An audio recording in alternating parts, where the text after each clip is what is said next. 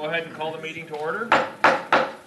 We'll start with a roll call. McKee here, Lanterman here, Friedrich here, Barenkamp. I am here. Nicholas. Thank you. Here. Would you like to stand and join me in the pledge? I Pledge allegiance to the flag of the United States of America and to the republic for which it stands, one nation, under God, indivisible, with liberty and justice for all. Okay. On to agenda approval. Looks like we have two items that were added, at least since the initial version, 6.0 and 6P. That's correct. Actually, 6P was just moved up from new business. Oh, correct. So modified. Yeah, one added, one modified. Correct. Anything else from staff? Nothing else from staff. Anything from council? Okay, can I get a motion to approve the agenda as amended? So moved. second. All those in favor say aye. Aye. Right. Presentations. We have Tammy here. The long-term financial plan. Tammy, how long has Corcoran been with Northland? Since 2011, I believe. Okay. And this long-term, good evening, Mayor, City Council, Tammy Umdahl with Northland Public Finance, Northland Securities. I believe the first year, as background, that the city did a long-term finance plan was in 2013. So that was before the utilities. So, and for the audience, so tonight, there's this lengthy report. We're not going to go through that. I have about 15 slides as a summary. As we've done in past years, Mayor, Council, I would be happy to take questions as we go through rather than waiting till the end. And again, tonight is meant to be high-level summary of what is a much longer plan. And if you can go to the next slide. So the purpose of the study, and I'll lead by saying this long-term plan is not your budget. Your budget is where you make your annual decisions and you adopt your levies and set your appropriations. This long-term finance plan, which goes out 10 years, is really meant to be macro. It's meant to inform trends and to show the city council based upon certain assumptions, including source and use of funds, property tax levy, enterprise fee charges, the utility fees, capital improvement plans, and debt management. So I just note that as you go through, remember, it's meant to be macro. It has been updated every year by the city because as you get new and better information and refined, especially those capital improvement plans. If you can go to the next slide, Jay. Can you please speak up? Or Yeah, is this, mic on or something? does this just record me? I will speak louder if it's, and if I'm not, say it again. Say speak louder. Okay, so the study approach. It uses historical data and current plans, including your preliminary 2026 budget. So as you look at this, this was at a point in time for your 26 budget, and you're still working on that. It makes assumptions for expense and revenue. For capital improvements, the city maintains a long-term capital improvement plan. This long-term financial plan takes that and provides information on source of funds. What would be bonded? What would come from cash or other sources of funds? And then last but not least, the impact of projected growth, including impact from increased revenue from additional utility customers, as well as additional tax base as it relates to the tax levies and the spread of that. If you can go to the next one. So I'm going to start here with the conclusions and recommendation. We'll revisit this on the very last slide. So the study, the focus is to maintain strong fund balances, both for the health of the city and for when the city does go to the bond market to issue bonds with respect to maintaining the city's rating. Identifying a strategy to fund capital, as I noted a moment ago. A plan for tax levies, I'll raise my voice, and utility fees. A plan for financial impact of that growth that is projected, and it is a projection. Time will tell how that actually materializes, and to consider the impact of broader economic conditions. If you can go to the next slide. So the assumption in the plan for growth, the plan includes much more detail than is included here. This is very high level. Approximately 65 acres platted per year on average is estimated between 2025 and 2034. 252 residential equivalent units added per year on average between 2025 and 2034. That includes an average of 184 residential single-family units per year, plus a total, so not an average, but a total of 664 new multifamily units in addition to commercial property development. There is some estimates for commercial as well. If you can go to the next slide. So now I'm going to switch from talking about growth to getting into some couple slides on the capital improvement plan. CIP stands for Capital Improvement Plan. This slide is projected use of funds based upon the city's plan for capital improvement. Capital improvement includes equipment acquisition in addition to utility and park and facility improvements. The big line there in year 2027 relates to the top item, municipal facilities.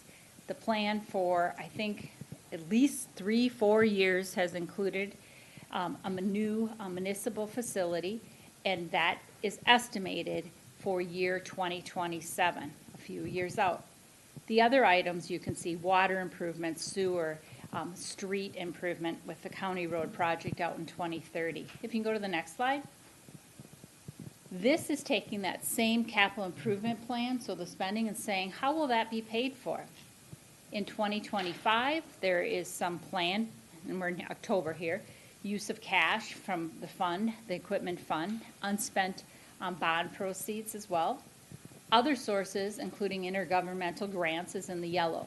The gray is bond proceeds, the largest amount being in 2027. That directly relates to the municipal facility that is included in the plan, with that estimated to be funded with bond proceeds. If you can go to the next slide, please. Now I'm going to talk about annual debt service by source of funds.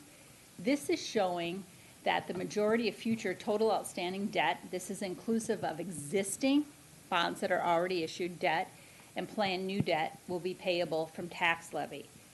The gray color is tax levy, and this represents debt service. Debt service means principal and interest payments, and the gold or yellow is from utility revenue. The increase that you see in year 2028, and it's that tax levy, the majority of that is in that tax levy, relates to the municipal facility project. That project would be financed as estimated in 2027. The first debt service payments would be due in 2028, the year following, and this represents that. If you can go to the next slide, Jay. Here's debt service tax levy. So the slide prior, we were looking at total debt service, inclusive of the enterprise utility funds. This is just tax levy. The gold is levy. This is for debt already issued. So that is for existing debt. That is more flat. The green relates to new debt. The majority of that relates to the new municipal facility, and you see that in year 2028. There is also every other year plans for equipment certificates. Those are much smaller, but that is what is represented here. This is estimated. The city has not issued this debt yet. The city is in the planning stages for that project, and these are based upon certain assumptions. If you can go to the next slide. This is showing city tax levy and tax rate. Tax levy is what the city council adopts and certifies. That's the revenue that you certify to the county that needs to be collected and spread upon your tax base. Tax rate is calculated by the county. Tax rate is simply a factor of the levy that the city council certifies spread over the tax capacity or the tax base of the city. The line in black is the projected property tax levy annual percent change. The orange is the tax rate annual percent change, which falls under the other line, the tax rate annual percent change with adjustments, which are not assumed in here. So you can see that change. 2026 is estimated. You are still working on your budget.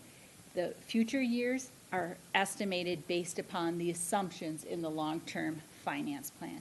If you can go to the next slide. For those that prefer numbers rather than the graph, this is simply the numbers behind those graphs. The top section being the property tax levy payable by year. It has 2 years of history in the projected. I won't read those numbers. It's not the intent of this. The intent is to show that net spread levy that gets adopted by the city and adjusted for fiscal disparities distribution gets spread over your tax capacity. The plan is assuming growth in your net tax capacity, both from underlying growth in the existing property value and most importantly from the new construction. And we started out with that slide on the assumption for new construction and the value that would come online from that. If you can go to the next slide. This is showing city tax levy in total, the green being the general fund tax levy, which funds the operations of the city, the gold being debt service tax levy. The top of that bar represents the total amount of tax levy actually certified in 24 and 25, estimated for 2026, subject to your actions in December, and then the future years estimated based upon the long-term finance plan. If you can go to the next slide. The Water and Sewer Fund. The fund looks at revenue sufficiency and rate calculation. Revenue sufficiency for the utility funds looks at projected year-end cash balances. Will they be sufficient to cover 3 months of operating cash, following year debt service payment, following year pay-go capital, where the city is not bonding but needs cash on hand to pay for projects that are planned to be paid with cash, and reserves for future capital plans. Based upon those assumptions and the assumptions for the expenses and the capital in the water and sewer fund, the plan assumes 3 to 4% average annual increase in fees and charges between 2026 and 2034. That percentage estimate adjustment has remained fairly constant and on target with that for the last several years. The assumption for growth in customers and volume is based upon the approved development. So earlier I touched on the number of new residential units, that's prepared by staff, and that is the estimate based upon approved developments. If you can go to the next slide. Cash balance. We talked about cash balance on the prior slide and the importance of that for the enterprise funds. This looks at it in total. And really what you should take from this is the long-term finance plan projects that the city's funds will continue to maintain their strong financial position. This is showing that ending cash for the city moves around based upon timing of capital improvement projects and timing of when bonds are issued and spent down. So big picture from this, there's a bunch of squiggly lines. Big picture, it means that on a projected basis, the city's funds are projected to remain in sound financial condition. If you can go to the next slide. So in summary, and this is the last slide, that maintaining that focus on the long-term financial plan, I'll say it again for a second or third time, this is not your budget. This is where you get macro looks of, I like that, or I don't like that, or we got to talk about that and look at something different. To manage the fund balance and compliance with the fund balance policy, the City of Corcoran maintains a policy on what those ending fund balances and specifically in the general fund should be. On a projected basis, this plan achieves that policy. Continue to review and update assumptions in the finance plan for growth. The city has done that for many years. I opened with my comments. The city's been doing this since 2013. Growth impacts both future city tax levy and your rate and the revenue for the utility funds. The city has a history of being conservative in its long-term finance plan on those assumptions for growth. I would note that there hasn't been a year where it was, we were just too rosy pictured. To date, that doesn't mean that may not change in the future, but the assumptions have been conservative and the actual development has exceeded what has been estimated in the plans. With that, Mayor and Council, I'm going to close my comments. There's about a 70-page report. I'm happy to answer any questions that you may have for me. Any questions for Dan? First, thank you for all the years that you've done this for us and such. My biggest question in the 70-page report and stuff is very informative and stuff. My number one is the monies for a campus, police, city hall, whatever we decide and stuff. We have that? We've planned well for that, yes or no? The city has planned for that. Always the challenge with those major facilities is they come with a cost. They Yep. do. And this plan makes assumptions for growth between now and then to Yes. spread the cost over. To the extent that growth exceeds that, that burden of that will be less than what is shown in the Got it. plan. To the extent that it doesn't, the city may adjust your plans. That will be up to the city. I know that the city is undertaking studies and has been looking at this for many years. But all cities that invest and have not just invest, the need for that additional space as they grow, there's always that initial impact Yes. of paying for that while And that growth continues. And an opportunity that I'd love to take is with the audience we have in the chambers here and such, folks, those monies, that big spike, those kind of things have all been factored in for years and years and years and years. This building is, how old, Jay? 1994 is when we moved in. 1994. We have no more places to put anybody. We've taken away our community center. We are now building hopefully a new community place in the park and such, but we have grown into this and we are outgrowing this right now. So we have to make those steps, just so folks know and understand. The previous councils and mayors have not taken this lightly. We've been planning, we've been looking at it and doing things. No matter how it makes me feel, Corcoran is gonna grow with the group we have up here and hopefully future groups, in future elections and stuff. We continue to do it responsibly, respecting current residents, but also respecting those landowners, farmers that have land and those kind of things inside the municipal line and have the right to develop. It's our job to do it in a smart way. So, thank you. Thank you, Mr. Mayor. Could I for say talking. one thing, Councilman President? Please. So borrowing is not uncommon. The strategy that Corcoran uses in order to do all of our capital improvements typically relies on bonding. And so we do equipment certificates. When you see the trucks that are on our roads, that are maintaining our roads, when you see the investments that we're making, we are borrowing the money to do that. So that is a strategy that Corcoran has used for decades. And this, in keeping with that strategy, Corcoran has been projecting to borrow this money in 2027. And so planning has been happening. There has been intermediate steps. So in 2018, a study was conducted and we had some capacity at that time. And so they elected instead to renovate this building, give up some community spaces, and recognizing that growth was happening, to move into that space and operate there as an intermediary step until you get to 2027. We are beyond that capacity right now. Like you say, we're getting there, we're past it. We don't have sufficient space right now in order to serve the community the way that we need to. And 2027 is coming up quick. So we're doing our due diligence to make sure that we're identifying what spaces are needed to take care of the community in the future.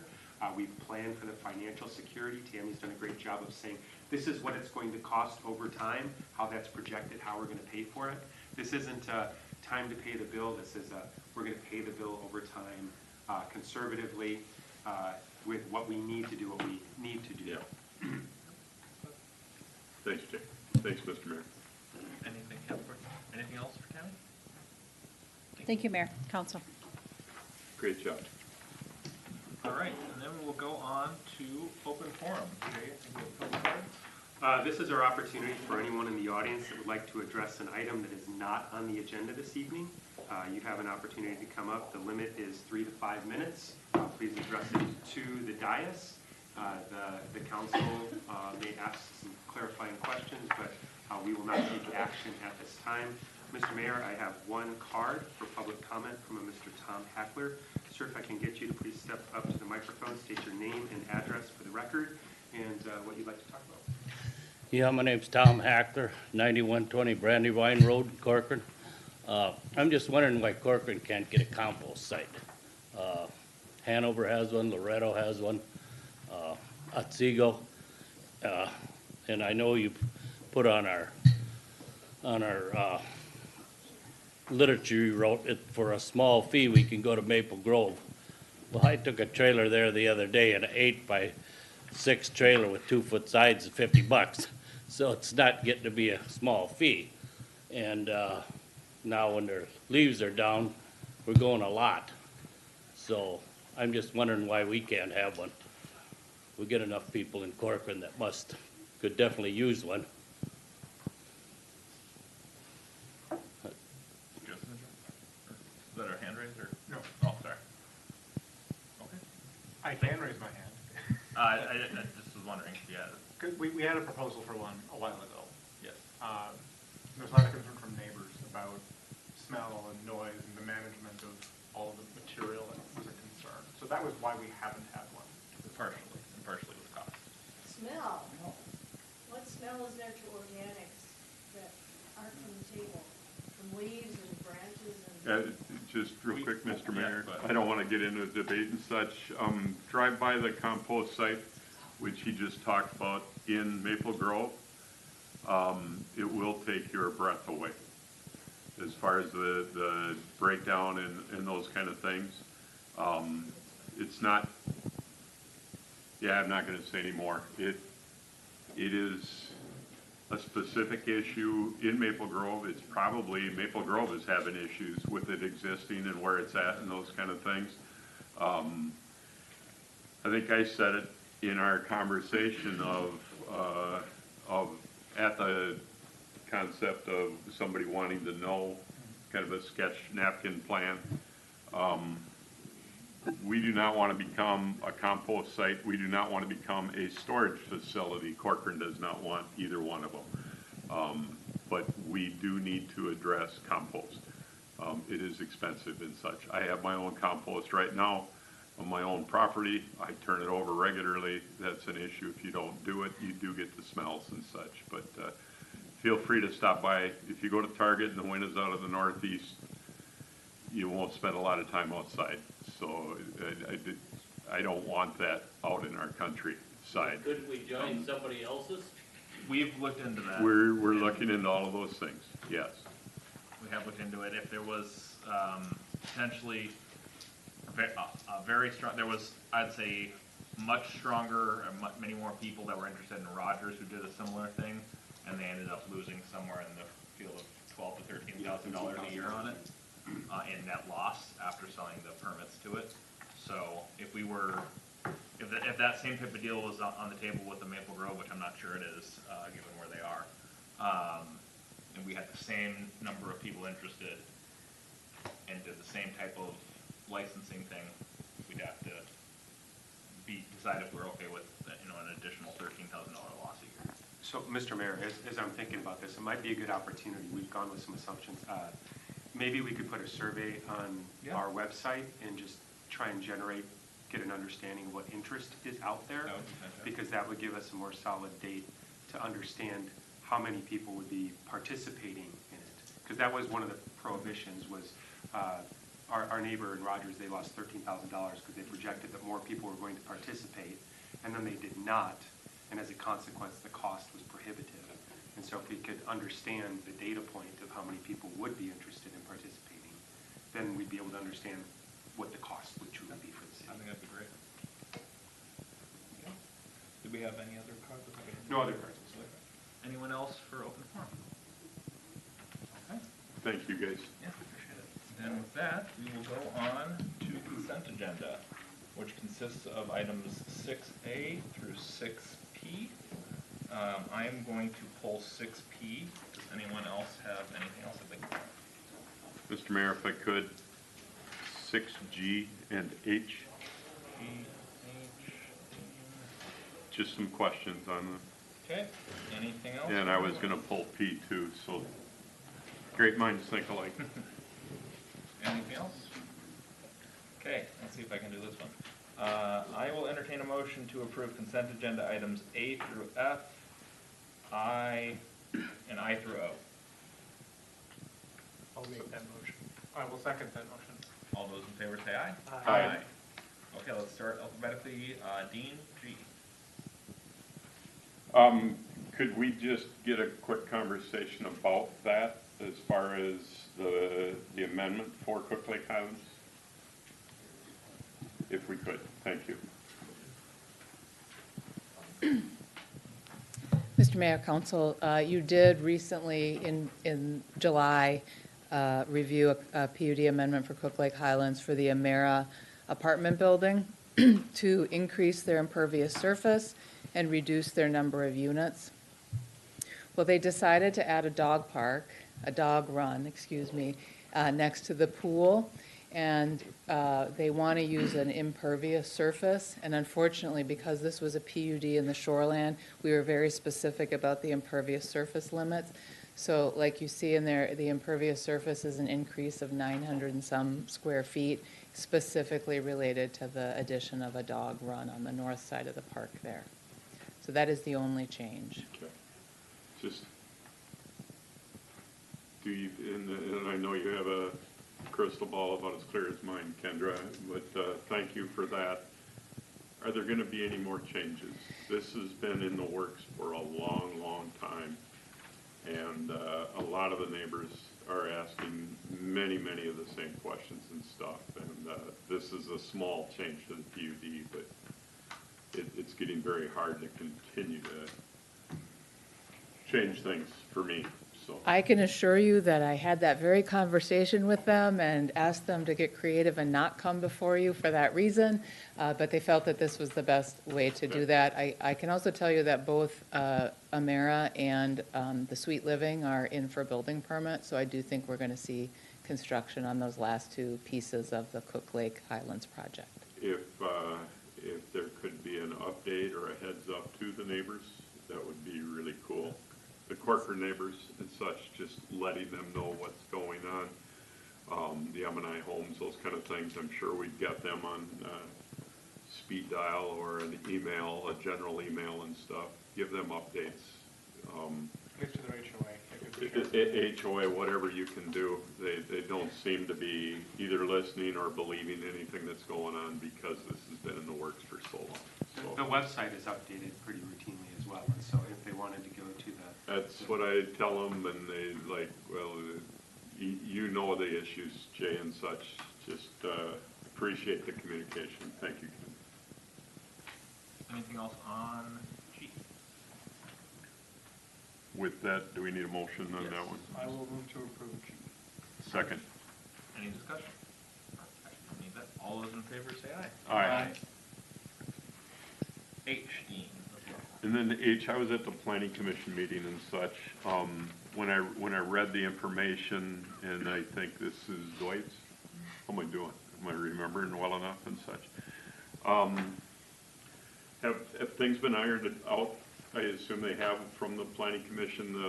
The concerns are, on my part, knowing and understanding what's going on back there. They're adding 2,000 and some odd square feet to the building for storage. There's no employee increase or anything, but we're, per our ordinances and everything else, we're asking them to curb, gutter, add parking areas, those kind of things, because they're growing their building by more than 10%. What is the rule? That's correct, yeah, with Okay. the site plan amendment, the parking lot is required to be upgraded to meet the current standards of that zoning district, so, right now, it's comprised of, pavement in some parts and gravel in other parts, and there's no curb around it, so, the zoning ordinance and performance standards for the parking and loading areas requires that to be upgraded to, like a hard surface like pavement, and then, a curb around the edge of it. So we met with the applicants last week or the week before, after the planning commission meeting, to go over this and explore some cost, like some cheaper options than like a full-fledged, like, I don't know what the term is. We proposed a ribbon curve in the coffee. Yeah. Smoother, less sand and such. My concern is runoff. If we're gonna corral all this water, those kind of things, we put it into a curb, is there gonna be a cost involved related to a mitigation pond and stuff for this runoff and such, or is it all just continuing on and going into the current grass that's around? It's a maintenance building. I'm not sure why we're trying to put lipstick on a pig, other than our ordinances that are related to this. So, nobody sees it. It's down below the hill. It goes from tar road to gravel road to now we're expecting the whole area to be tarred, those kind of things. Again, our ordinance is such, and they're inside the boundaries, those kind of things. It just seems an excessive requirement for a maintenance building. And I'm speaking on personal experiences and stuff. There's not very many courses with inside the municipal lines and stuff that have been expected to raise the bar on everything around their maintenance buildings like this. I appreciate them adding on, doing the things to keep things contained inside the building and obviously prevent theft, those kind of things there, but it just seems excessive. The Planning Commission, a few of the folks on the Planning Commission, I think had made the same comments and such, and I just wonder, is there something we can do to make it more specific for this maintenance area or not? No, Helps in changing the code. yeah, exactly, we would have to change the code. Okay. We need to be very careful about treating applicants differently within the same district. There was And it is also- a conversation about a variance and Yes, such. and we did evaluate that, but Okay. the reality is the hardship standard to reach that is just, there isn't a reason other than economic, and that's not Okay. the reason for a variance. And it also is delay, I believe they're trying to get going, so. Is there a timing there related to they can get the building up, they can get everything inside, and then the parking lot can We're be trying to move at a this later date? as fast along as possible to allow for that to happen. And a variance at this point would Okay. be, at this point, it would be January because our deadline was Tuesday for December meeting. So that would delay it would add a delay for that. At this point, the recommendation from staff, based on the facts that we have, is that they move forward to comply with code. And we tried to explore options to make it as cost effective Okay. as possible within the code. Possible changes down the road once the building is up? Is there the option to require or ask for a variance down the road after, or this just? I don't believe Rubber this stamps. meets the hardship standards for a Okay. variance. I believe it would be a zoning ordinance. I don't think so either. It's not out in plain sight. So I know the ordinance doesn't do that. The so. main area for employees, it's gonna be where their employee break room is, my understanding, their employee restroom. So it is, as far as the city Corcoran code is, that is the principal Okay. structure. All right, thanks guys, very much. Anything else? I No. move to approve item H. You have a second?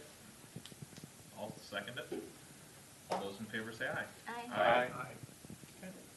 And then finally, item P, which is the Economic Development Strategic Plan. And Jay, could you just go over a highlight on that? Yes, just remind you, Mayor and Council, that not so long ago, we actually had Mary in to talk with us about the potential of partnerships with one of our developers here. And we were at that time considering an AUAR for a particular area. That was the scope of what we were talking.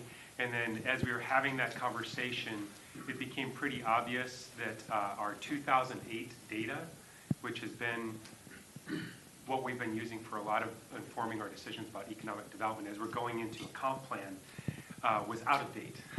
And her expertise was really helping us reframe some of the ways that we thought about things and the way that we were talking about things. And she gave us a potential consideration of 4 or 5 different options that we could go through. And the guidance that I got from council was an economic development strategic plan seemed to be favorable for us to think about where, how, and why do we want commercial and industrial development to occur in Corcoran. And so we asked Mary to come back with a proposal. This was her proposal.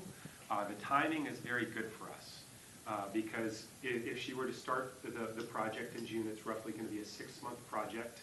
I start in January.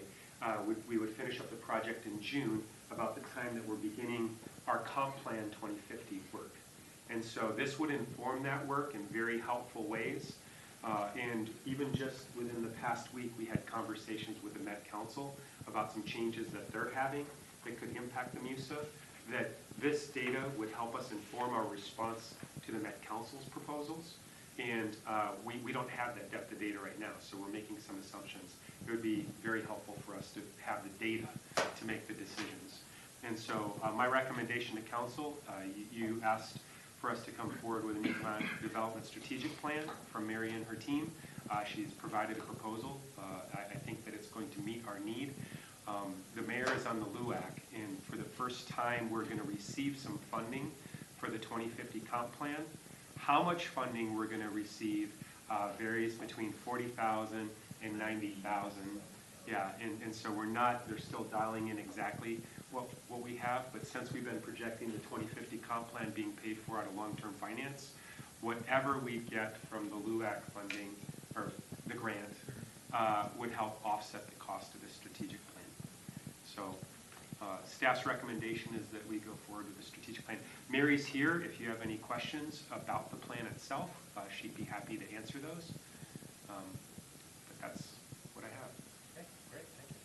Any questions? I think it's vital, because when you look at the financial plan, we see the levy compounded annual growth rate is about 11%, and the tax capacity increases 6 to 8%. So we're seeing the levy grow much faster than tax capacity is growing, which means that we're not dialed in properly with how we have our land use allocated. So we're not bringing in enough revenue for the service demand that we're getting. So we need this information to better gauge that for the next comp plan. Which is interesting, given we have the biggest, or second biggest one, I think, jumps in tax capacity. But we do not have the diversity of tax Yes. capacity. So as you look at other communities, they have the benefit of commercial industrial. There's a lot of debate about the impact of fiscal disparities. So we can discuss and debate that. But the reality is those communities that have that diverse tax, they see the benefit for their residents. And so this information is going to help us. And then here's the other thing it's going to do, it's going to drive interest. When these other developers recognize that Corcoran is taking commercial industrial to a more serious level, they're going to engage with us in a different way. All right. Dean? The question I had, and it's October now, specifically Corcoran Farms, we approved that industrial plan and those kind of things. We've had that brought back to us to change that, or want to change the comp plan to back to what it was and such, Or, which was medium density was it medium density initially? or low to medium and such. Medium, I believe. For that group to be able to do anything like that, they have to submit a comp plan change, pay for it, do those things, and then wait for an answer back? Or do they have to sit here and wait until 2030 when the amendment changes and such? They can submit a comp plan amendment, but the Met Council has expressed to cities that as of January 1st, comp plan amendment submittals will be reviewed against their adopted 2050 framework. So that would mean density of 3.5 is what they'd be reviewing that against. So that's something to keep in mind. And that just came out 2 weeks ago? Like 2 weeks ago. So more information is Maybe about a coming. month ago, actually, because it was at the planning conference that was presented. Okay, you guys know how I feel about that Corcoran Farms deal, and the neighbors seem to be back on their heels related to when did it change to industrial. They're more than happy to say yes to back to what it was previously and such. It's been a long process, and again, we can't understand why that group backed out on that agreement to be an industrial for huge buildings on that 60-some acres and those kind of things. I liked what I saw as far as the concept plan from that group back in July or August, whenever it was and such. I think we said it at that point. Our comp plan is this: if we have an imbalance like we've been told and such, we can do a lot of things from now until that whole comp plan deal, but there's no way we can help that family move that back, with the exception of they submitting that comp plan change and then waiting to hear back from the Met Council. So a city-initiated process would be the 2050 comp plan planning process, that would take a It's the couple only of thing years. that could be done. If it's At city this point, initiated. unless you direct me to spend our current city budget on that effort, that would be the other option. But I think the other feedback we had received, we didn't want to review that in a vacuum, considering that's one of our last industrial pieces. So I think part of the economic strategic plan might be even evaluating location, are these the right locations? That's, I think, the other aspect of it being what concept you had in front of you in July, or earlier this year, was for low density at 3.00 units per acre. So that isn't the same as what it was previously, where it was medium density. Okay. So it would be a Medium new is 5, discussion. is that right? What? Is medium 5 in the 2050 framework? I believe it's 5 to 8. 5 to 8, okay. Okay. But Councilmember Behrenkamp, you make the case of how important this data is for It- us to make decisions. So right now, we're on a 6-month, if we say yes to this, it's Correct. 6 more months with the recommendations coming from. Well, to be clear, we can't prevent them from submitting an application, but I I think that, I understand. think as far as the data that you're asking for to feel comfortable with making such a change, yeah, we're months out Okay. at this point. All right. Thanks. With that, motion to approve. Approve, and just to, 16. and just to clarify, because I don't think it necessarily says that in the recommendation, but to authorize staff to go Yes. forward with this study. That's correct. Yep, okay. All those in favor say aye. Aye. Perfect. Thank you. Then we will go on to planning. So, a couple seconds, we're heading out. Thanks, everybody, for coming. That's leaving, so everybody else, hang on tight. And we'll start with, item, we'll give everyone a minute.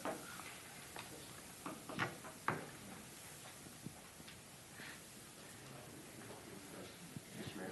Yeah. We do have some cards for item 78. Oh, perfect.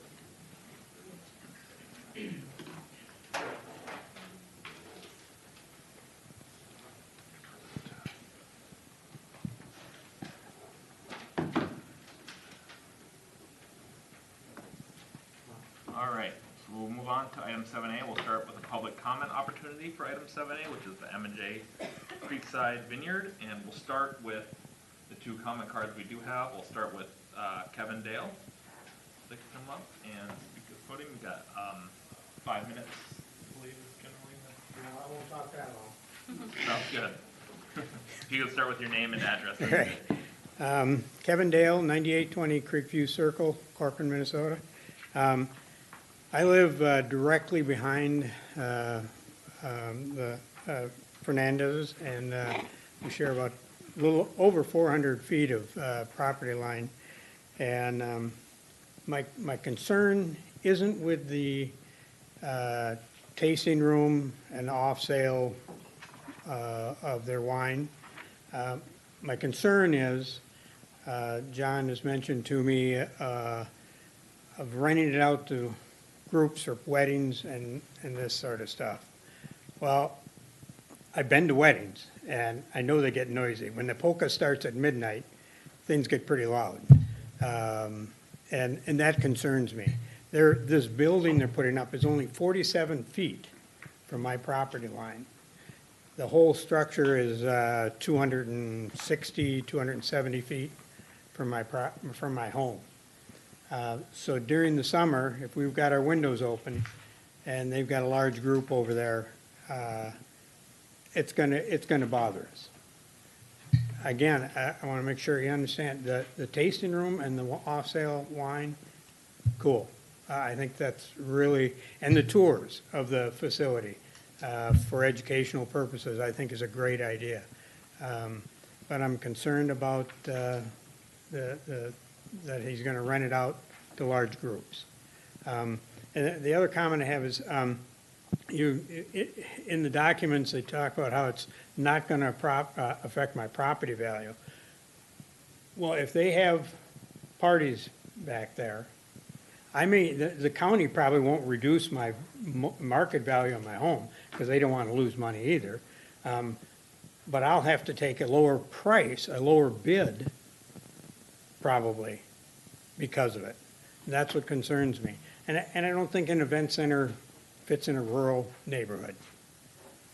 So, I mean, that's basically all I've got to say on it, but thank you for your time. Appreciate it. Thank you.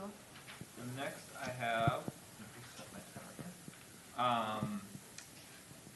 Diana Birch.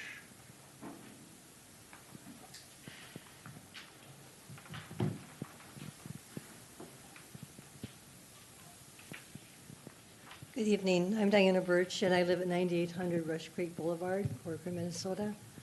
I can ditto everything that Kevin said.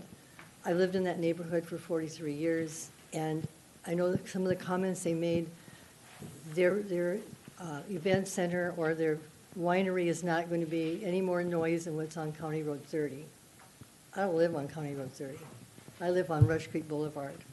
We're able to go out and spend the evenings and enjoy. All of our neighbors know each other. We've watched kids grow up. I want to continue, the new families that moved into our neighborhood, to continue to have that security and that freedom to grow their families in Corcoran, Minnesota. There's a lot of things involved in starting a business and having it commercial. And I've seen how it's growing, and growing is good, but you don't grow it in a neighborhood, and that's probably the biggest thing that I'm worried about. Rush Creek Boulevard is a neighborhood. Across the street, there's homes. Next door, there's homes. There's families there. An event center is, if they had a lot more acreage, it would be great, because you're not up against all of your neighbors. That's not what's happening. That's my concern. I don't want Corcoran just to be adjacent to our neighborhood, adjacent to a business. And that's important that we maintain that. If you want to have a business and a commercial business, you got to have a little more acreage and not be up against your neighbors so closely. That's all I have to say. I think the winery is fine too. I don't have a problem with that. I just don't think we need a lot of people coming in Thursday, Friday, Saturday, Sunday surrounding our neighborhood. Thank you very much for your time. Thank you. Thank you. And would anyone else like to speak on this item? No? Okay. Then we will go into discussion, or presentation first. Discussion. Thank you, Mr. Mayor. Yeah, item 7A tonight is a request for the M&J Creekside Vineyard. This is a request from Margaret and John Fernandez, who are requesting approval of an interim use permit, a site plan, and a site plan to allow operation of a wine tasting / processing business in the rural residential district. Typical hours of operation for this business would be 12 to 9 p.m. Thursdays through Saturdays, and then 12 to 6 p.m. on Sundays. And it would be a seasonal operation. The subject property is 23020 County Road 30. The site in whole is 7.76 acres. It's comprised of a 5.84 acre parcel and a 1.92 acre parcel. The applicants have expressed that they plan to combine these two parcels together once they're through this interim use permit process. The zoning of the site itself and the surrounding properties is rural residential, and the guiding land use for both the site and the surrounding area is rural / ag residential. The property itself is in close proximity to Rush Creek, as the western parcel is bifurcated with Rush Creek, and then there is a mature tree coverage around the northwest and south sides of the property. And this property is located outside of Musa and is served by a private septic and well system. So just a breakdown of the items being considered tonight. There is a site plan for the business itself, an interim use permit for the agribusiness use, as agribusiness is identified as an interim use in the rural residential district, and then a zoning ordinance amendment to provide flexibility from the accessory structure footprint limitations, specifically for agribusiness uses, as well as an amendment to allow signage for agribusinesses in the rural residential district. So going into the site plan itself, the images on the right show a before and after of the site. The building size, the submitted site plan, the site plan submitted by the applicant shows the demolition of one of the existing barns on the property. But the applicants have expressed a desire to actually retain that 726 square foot garage. And they would like to construct an additional pole barn that would have a footprint of 1,440 square feet. This would result, if the barn were removed, this would result in a cumulative accessory structure footprint of 3,980 square feet. And if the barn were to be retained, it'd be a cumulative footprint of 4,706 square feet. If the applicants Mr. combine. Mayor? Yeah. Dwight, that's a garage, isn't it? The one that they're moving on the corner there? Garage, barn, I Okay. kind of use them interchangeably, but maybe There- applicants can. I think- You're talking to a country guy, you get the pole shed to the west, it's a garage there and stuff, that's just me, so thank you. Garage might be a better term for it. Just saying, thanks. Sure. If the applicants were to combine their two parcels, this would result in an allowed accessory structure footprint of 3,313 square feet. This proposed footprint does not comply. The proposed footprint of either 3,980 square feet or the 4,706 square feet of accessory structure space wouldn't comply with what the maximum is for the property. So staff is recommending a condition of approval, be that the site plan either be updated to remove any accessory structure footprint that exceeds that limit, or the zoning ordinance be amended to allow flexibility from that. And I'll explain further later on in the report for that zoning ordinance amendment. There are a number of buildings on the property, and so I'll go through the building setbacks. The proposed building, which I have my highlighter on right now, does meet all of the minimum setback requirements for this zoning district.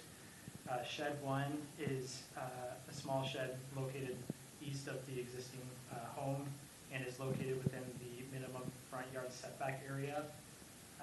Using historical imagery, staff has noted that this shed has been constructed after the setback requirements have been enacted, so this shed is actually a non-compliant structure.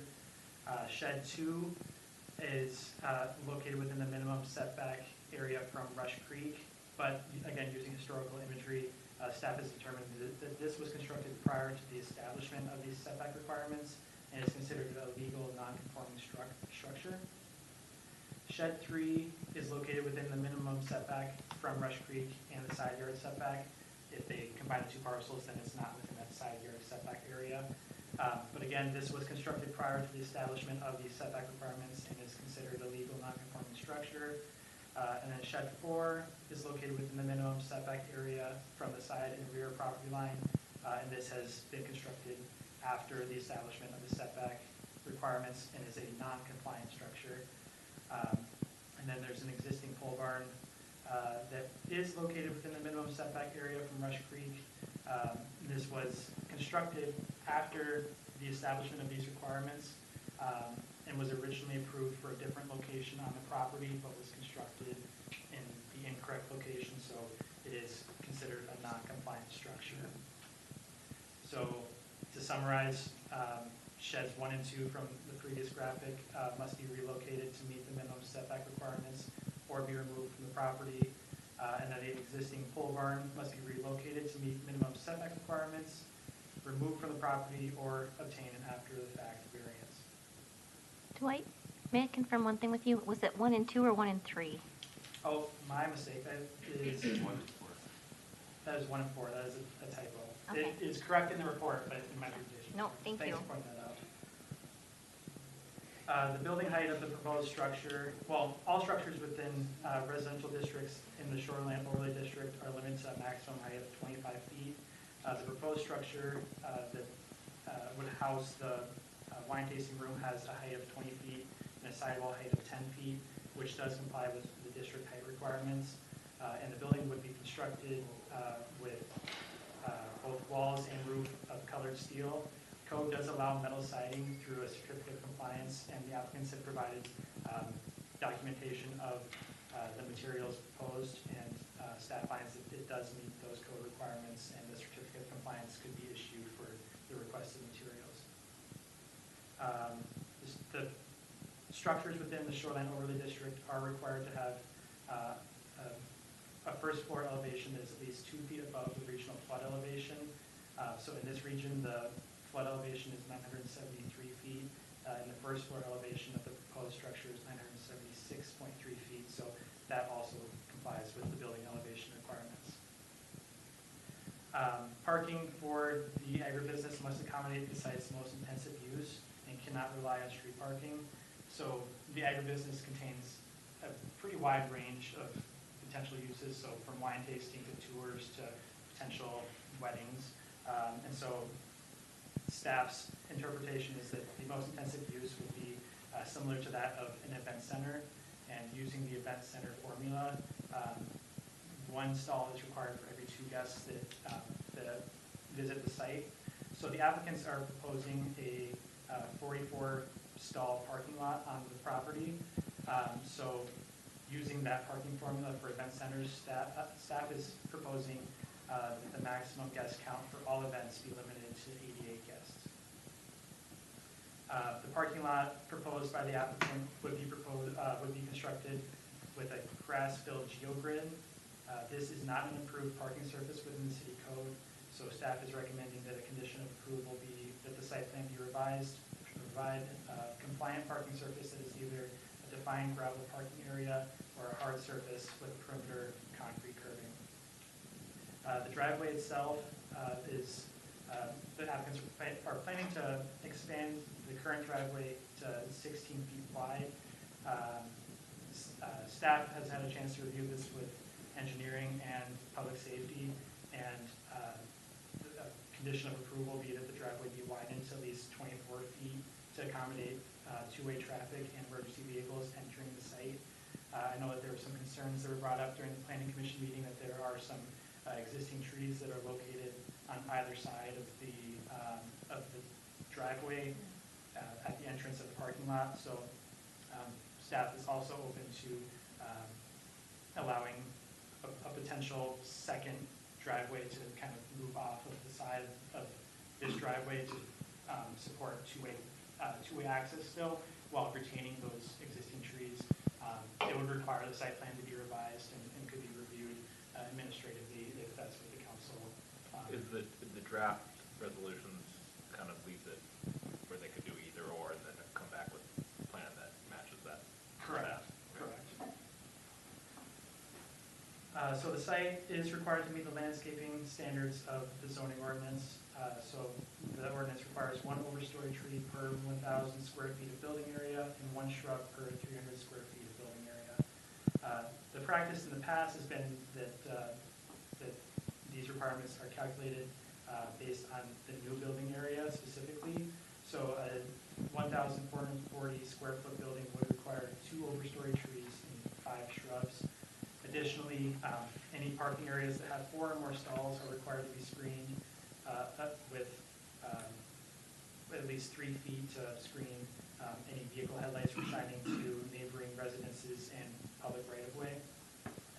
The applicants are requesting that the city accept the existing vegetation for this requirement. They've provided a landscaping diagram of the site, and staff has noted that and recommends that screening be provided to the south and east of the parking lot to ensure that there's adequate screening from vehicle headlights from the adjacent properties.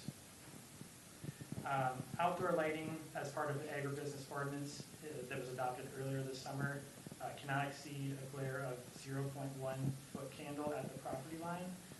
The applicants have provided a narrative detailing the various types of lighting to be used on the site.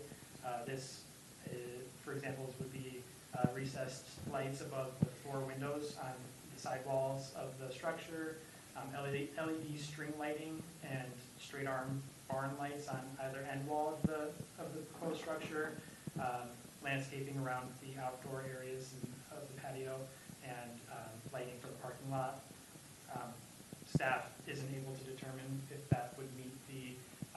requirements, so a condition of approval will be that the applicants provide a photometric plan depicting the proposed lighting that demonstrates compliance with this requirement, so it shows the level of glare from each source of the light. The applicants are also proposing a... Sorry, Dwight, one quick question. We had a similar proposal for house of worship in a rural area, and I think we talked in that case about having timers as a condition, so they wouldn't be on beyond the hours of operation. Is that an option here as well? It could be, and if memory serves me right, I believe those were motion censored too. So if that's something that the council would like to add as a condition, you could certainly add that. The applicants are proposing a 3-foot by 3-foot sign advertising the business along County Road 30, and that sign would be illuminated via external lighting. Typically, signs aren't allowed in the rural residential district, but an amendment is proposed to the agribusiness standards that allow signs for agribusinesses specifically. So going through some of the requirements for the interim use permit,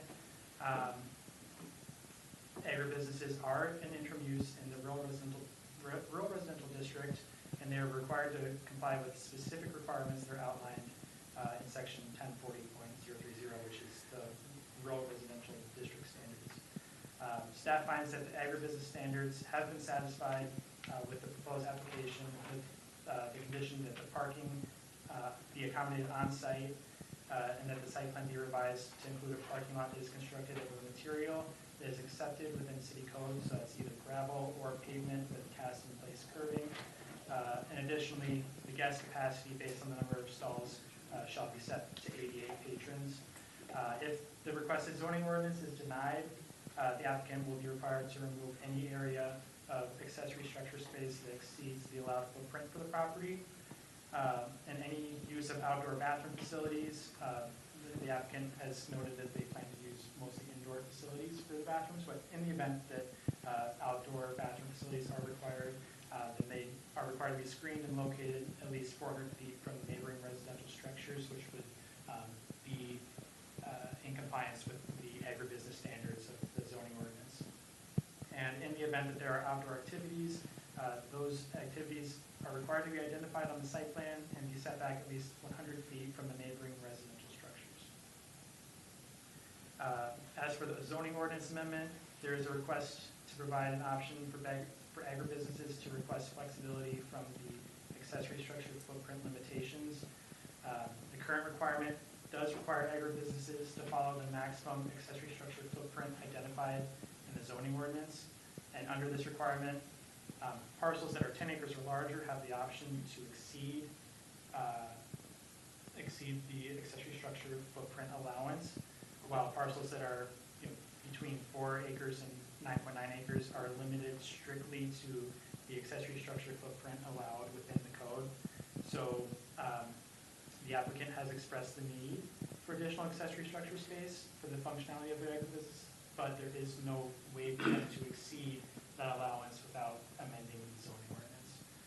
So to address this request, staff proposes an amendment to the agribusiness IUP standards that the city council may grant flexibility as part of the interim use permit to exceed the maximum allowed accessory structure footprint for properties that are between 4 and less than 10 acres in size, provided council finds that additional accessory structure space is reasonably necessary for the agribusinesses to operate effectively.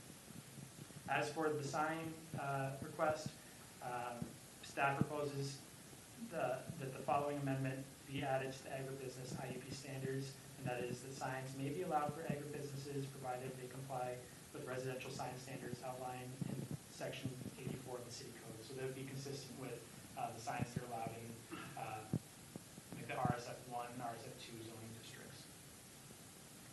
So in summary, staff and planning commission recommend approval of resolution 2587, ordinance 2025-554, ordinance 2025-555, and resolution 2025-88, which would approve the site plan, interim use permit, and zoning ordinance amendment, and findings of fact. Thank you. I have a couple small items, Dwight, and then if anyone else has questions, we can go through those. And maybe Mr. Mayor? Yeah, Do we do a public hearing for this or not? we did the public comment. Oh, I'm sorry. It's been a long day. Oh, no Please worries. excuse me. Kevin, and I'm trying to remember, and now I remember, sorry. Oh, no worries. I'm confused from everything Dwight said, so if you guys are too, that makes me feel good. If it's crystal clear, please see me afterwards. One minor thing I saw, looks like in the draft resolution, the max capacity is 80. I believe it said 88. Yeah, Could you speak into the microphone? Sure. I can't hear what you're Sure. Yeah, it looks like the draft resolution has a max capacity for the site of 80. I believe 80. You said 88 in your presentation. that's a typo. In the original staff report for the planning commission meeting, the number of parking stalls was listed. Lights aren't on, guys. The mics aren't on. Huh?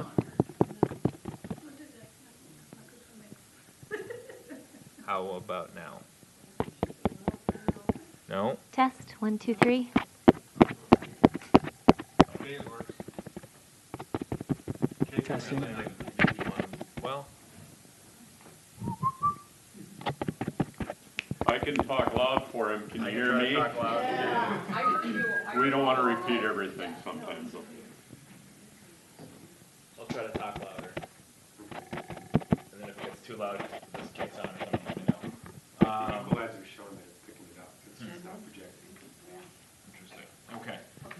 So Dwight, you were saying? Yeah, to answer your question, Mr. Mayor, that's a holdover from a typo that was in the planning commission packet. The planning commission packet showed 40 stalls when it should have said 44, and the calculation that ended up in the resolution was 80 instead of 88. So that's a correction that will be made in the final resolution.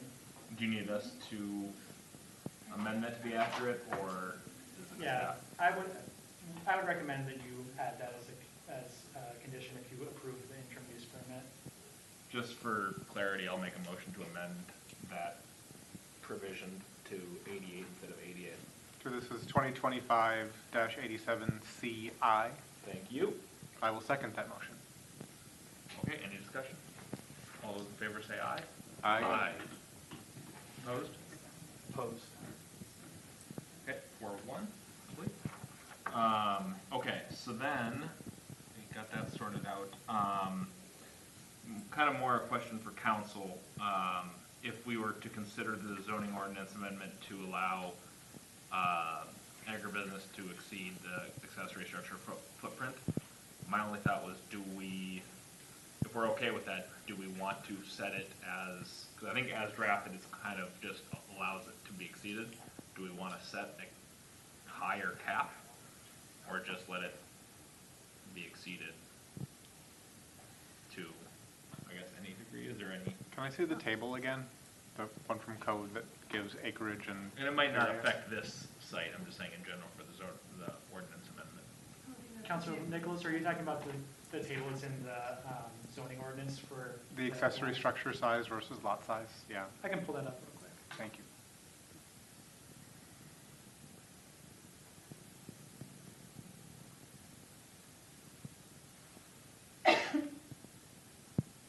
Mr. Mayor, Mhm. also, while he's doing that, should we have the applicants talk about this at all? We haven't done that yet. Sure, Ken, yeah. Okay.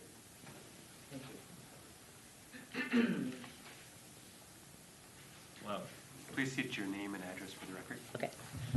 Margaret Fernandez, 23020, County Road 30, Corcoran. And John Fernandez, same address, 2302. That microphone is working, Yeah. so. Good. May I confirm you can hear him on the TV? Cool. So, yeah, what we wanted to come forward and talk to you about, we met with a concept plan earlier this year, took all of your feedback, and in the spirit of wanting to make sure that we run our small farm with the opportunity to make money and contribute to the community here in Corcoran, and hopefully provide a good service for people to come and try some wine and learn about farming and that type of thing. Yeah, so, what else, John? Nothing I could say. So we went through all of that, and this is the proposal that we came up with, and we're very happy to answer any questions you have. There's a lot of information here, and we've taken a lot of time to consider all the things to make sure that we're creating an environment to raise families and have the community come together and keep with that rural spirit that's here in Corcoran. That's the whole idea. We do live on the residence, so for the accessory buildings and things, we do live there as well as want to be able to maintain an opportunity for people to come and see how a farm is run, maybe try some wine, buy some wine. And, at some point in time, we'd like to highlight different businesses within Corcoran, like artists or things like that within the tasting room to keep the community together and create a good space. So that's all we have. We're here for questions because I know it's a lot of information. Thank you. Any questions for the applicant? Mr. Mayor, Steve? thank you guys for letting me stop by. I think I've probably spent 3+ hours out there understanding everything and such. The thing that kind of sticks in my craw is the same as what's been expressed. This is not an event center, but we calculate out the event center capacity to determine the number of parking stalls. So why isn't this an event center application instead of an agribusiness? And it says in the title, wine tasting processing business. That has nothing to do with events. So we're planning parking off of capacity of the building and these kind of things. Correct me if I'm wrong, please, Dwight, but 44 parking spots, 88 people in this size of building, which is going to have wine processing, everything that's going on. It seems like a huge footprint, a way excessive sized parking lot. And the hours of operation end at 10 o'clock, except on Sundays it's 6 o'clock, I think is what was said. So why do we keep talking in the event center and all of the stuff? It's an event center. It's not an event center. It's a wine tasting agribusiness. I appreciate everything that they are wanting to do as far as community, those kind of things. Why do we keep adding event center into this? So just quick clarification, the 44 stalls is a request from the applicant, not a requirement from city staff. Okay. But in order to, curb the, if it were to be filled to its maximum capacity, if 44 cars came to the site, city staff wanted to add a limit of guests on the property at a time. And so... So 88 people in the building or 88 people on the property? On the property, building code would have to look at the actual building itself, or the building inspector would have to look at the building itself to determine the occupancy inside the building. But as far as being on the site itself, staff felt that the most comparable calculation for the parking lot was the event center calculation, since there is an event component with the requested use.